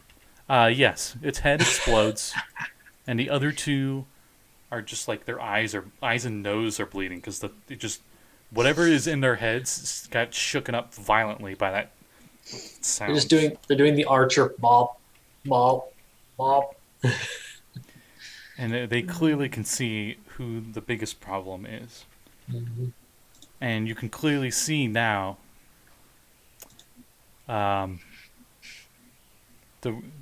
amount of scorn between Celestials and Fiends, as both sides seem to look at each other with a sheer determination to wipe each other out. So these bearded devils stop at everything. They don't even go after Richtofen. They don't go after Koi. They don't go after the skeleton that shot a nice bolt into his forehead. Both of them go for Lulu with quite murderous intent. And they're like, "You bitch!" And they go at him with glaives. Nix isn't the target anymore. Yahoo! Give it time. One does hit, and then their beards, they attack with their beards as well. But their beards do not hit. Let's see with the wicked glaive. Okay, she takes a little bit of damage. You see her start to bleed a little bit. No. And she's like, "Ow!" like a Donkey Kong 2 or something. Like, "Ow!" noise. And as her blood hits the ground, you see a little bit of the grass and stuff start to grow a little bit, and like a little flower pops out. Oh no, she's so precious. And she's I like, feel Aya screaming at you. and she's like, "You'll pay for that, you not nice thing." As you're pretty sure she's unable to actually come up with a good insult. Yeah, she's cursing. Oh. Too good for this world, too pure.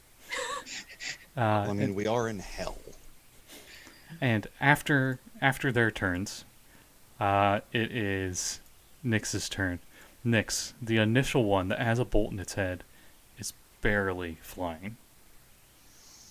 You're pretty sure if you tried to do the trumpet thing, and you're not even can't even do it magically. Oh, you kind of can, but it's at 1 hit point. I could scream at him and he dies. He's literally at 1 hit point. Yeah. Is he still right next to his friend? Yes. I turn around and use Fireball from the shield. Lulu will be in the path of that. Oh. Yeah. Oh. Shit. They moved up to Lulu and were like using glaives and stuff. Yeah, they're in close quarters with Lulu. Sorry. I'll say you can make it so the fireball just barely misses them, but it would hit the building behind them. Yeah, we don't know if there are people in there. Well, it's hell. I'm not exactly sure how many people. But it's still a city. In that case, let me do this. Are they? They're still not aligned in a line from my position, are they? Sure. We'll say they are now. Oh, okay. In that case, I change that around to Lightning Bolt. Nice. Dex saves, right? Double checking. That's the third level spell, Lightning Bolt, right? That is the third level Okay, spell. yeah, that is Dex saves. Dex I love saving that throws. spell. Yes. Yes. Ooh, you gotta be shitting me. I'm sorry. I am so sorry. They have advantage. Nat 20 and a nat 1. Heaven and hell. So one passes. And the other one passes with another nat 20. Cool. Wow. They take half, though. 8d6. Damage is still damage. It's still no damage. Yeah. 6. Where's the others? That's a lot of damage. As Lulu was like, "Yeah, you go, Nyx. I believe in you." Well, apparently the dice do too.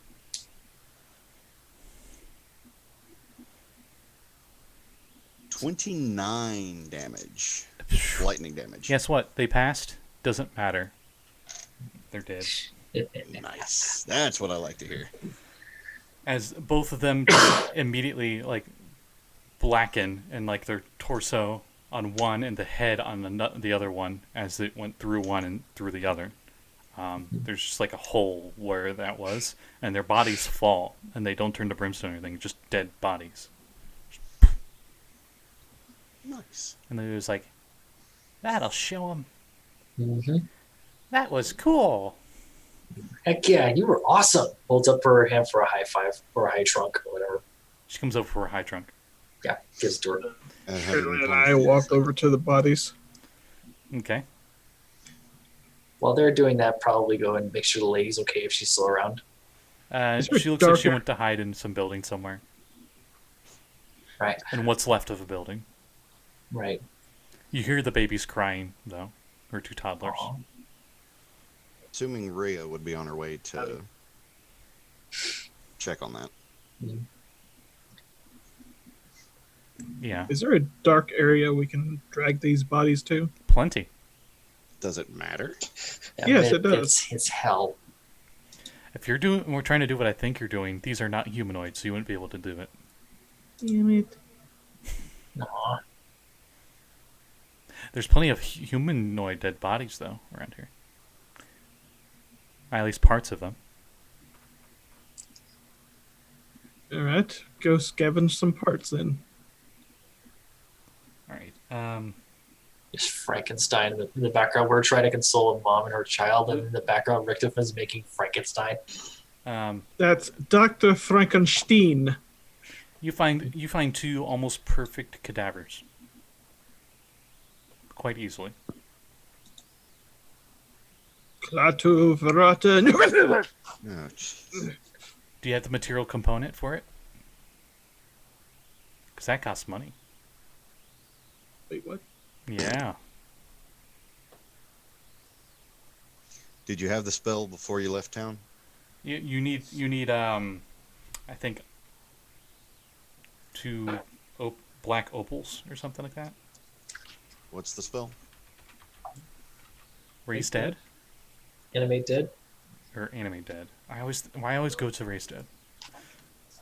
Because in most video games, it's raised there. Oh, never mind. I am sorry, Richtofen. Very sorry. I'm thinking the higher level ones.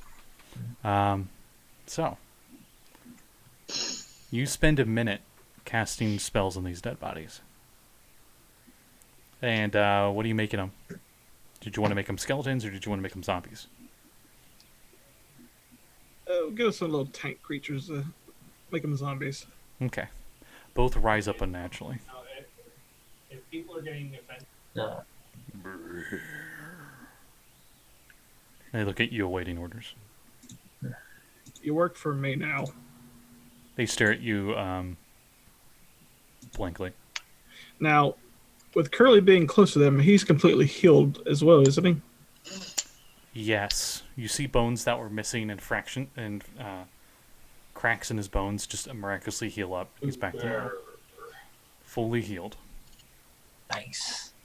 Now, zombies can't carry any kind of weapons, can they? Oh, of course they can. Okay, so only melee weapons? Pretty much weapons they use would be like improvised, like a club or something. They can hold swords and axes, but like your skeleton, they're mindless, so they don't really have proficiencies. So just flailing blindly. They would still do the same weapon damage they would normally. It's just their to hit won't be that great. Whatever weapons are lying around, equip them then. Give me an investigation check. Investigation. Oh wait, no, you don't need to. There are 3 glaives on the ground. Oh, there we go. They are quite wicked. Now we are the ones with the power of wicked claves. Mm-hmm. In fact, I'm going to give the 2 zombies and Curly the glaives. Okay, the zombies, just like the head of the glaive just drags on the ground as they hold it. They don't have to be accurate, they just have to be mean. I wanna try to recover my bolts. Okay. 6. How many? You fired like 4 of them. 6. 6? Oh, 6. Okay. The last one. At Do you least. have the Van Helsing auto crossbow now? I just Minus- reload super fast. Yeah, I was about to say, might as well be. Yeah, you lose 1 of those. Okay. And Lulu's like, fighting those bearded devils made me remember something. And since Nyx is seems to have grown attached to Nix a little bit from that specific combat, I'll have Nix roll me a d6. D6. Mm-hmm. Uno. I remember that I used to be able to shape change into a golden mammoth. In that form, I served as Zariel's war mount. Nice. Please warn That's us cool. before you do that. Also, I can do this. And she just flies right up to one of Richtofen's zombies, and she goes, boop. And as she touches it, its nose glows as she casts light on it. Aww. Oh, good. We won't cause any more gas explosions. I could do that too. Technically, I could because I did my club, but it's still very special. Now, looking around here, are there any more unfortunate souls that have fallen? By that you mean dead bodies? Yes. Numerous. I'm going to use the night color to Though raise. you notice most of them are not intact. Oh. Are there any that I could put together? That's getting into the flesh golem stuff, and you don't quite have a manual for that yet. Okay. Nearby, you see a large brown building with a sign that reads, "A pair of black antlers." It is the backdrop of a battle that you can see in the distance, just like downhill, so to speak, and you guys are like on one of the main roads, and you can see it down further into the city. A sneering bone devil commands a squad of skeletons and zombies against 4 roaring minotaurs. Hmm. Well. And that is where we'll leave it for tonight. All right. Okay. That was awesome. Okay, We're so in hell, finally. since I have the map on the overlay, I'm going to send it to you on Discord as well. Welcome to Avernus. Yep, and because why not? If you really wanted to ask, Lulu could just zip up and look at the city and tell you anyway. So there you go. There's the city. So Lulu's going to be our UAV. GPS. Yes. So we have 2 now, the shield and Lulu. Gunship inbound. Sure. Hey, I got 25 kills. Tactical nuke inbound. Nice. Lulu just flies in trumpets. I mean, if it's We saw what. Yeah, it basically pulped those guys. But, all right, so before we head off for the night, anybody have any plugs? Sure. Only the ones that go into the outlets. Nice. Koi, don't you have something going on? Yeah, follow me on Twitter. Check out my Patreon. I draw a lot of stuff. I draw pretty well, so you will enjoy it. Check out the art. They do amazing things. Yeah, I was about to say, Lluis drew the art for Koi. And And that's for just, Brakka too. yeah, and that's just a small section of the rest of Koi. If you wanted to see Yeah. the naked siren, then sign up on Patreon. You want to see the sign for our tavern. What was the inspiration for the sign on our tavern? It's up on Patreon. Yep. Yeah. And they're also the artists for the awesome Lasers and Liches Retroverse thing, which you should definitely check out too. Yes, lasers and, spelled out, and liches.com. It's amazing. Yes. It's so awesome. Though if you follow this channel, you probably already know. So- Oh, yeah. And in that case, we'll call it, if no one else has any other plugs, we will call it a night. Right. Thank you for watching, and we'll see you next week. Good See you, night. everybody. Bye. Bye. Bye.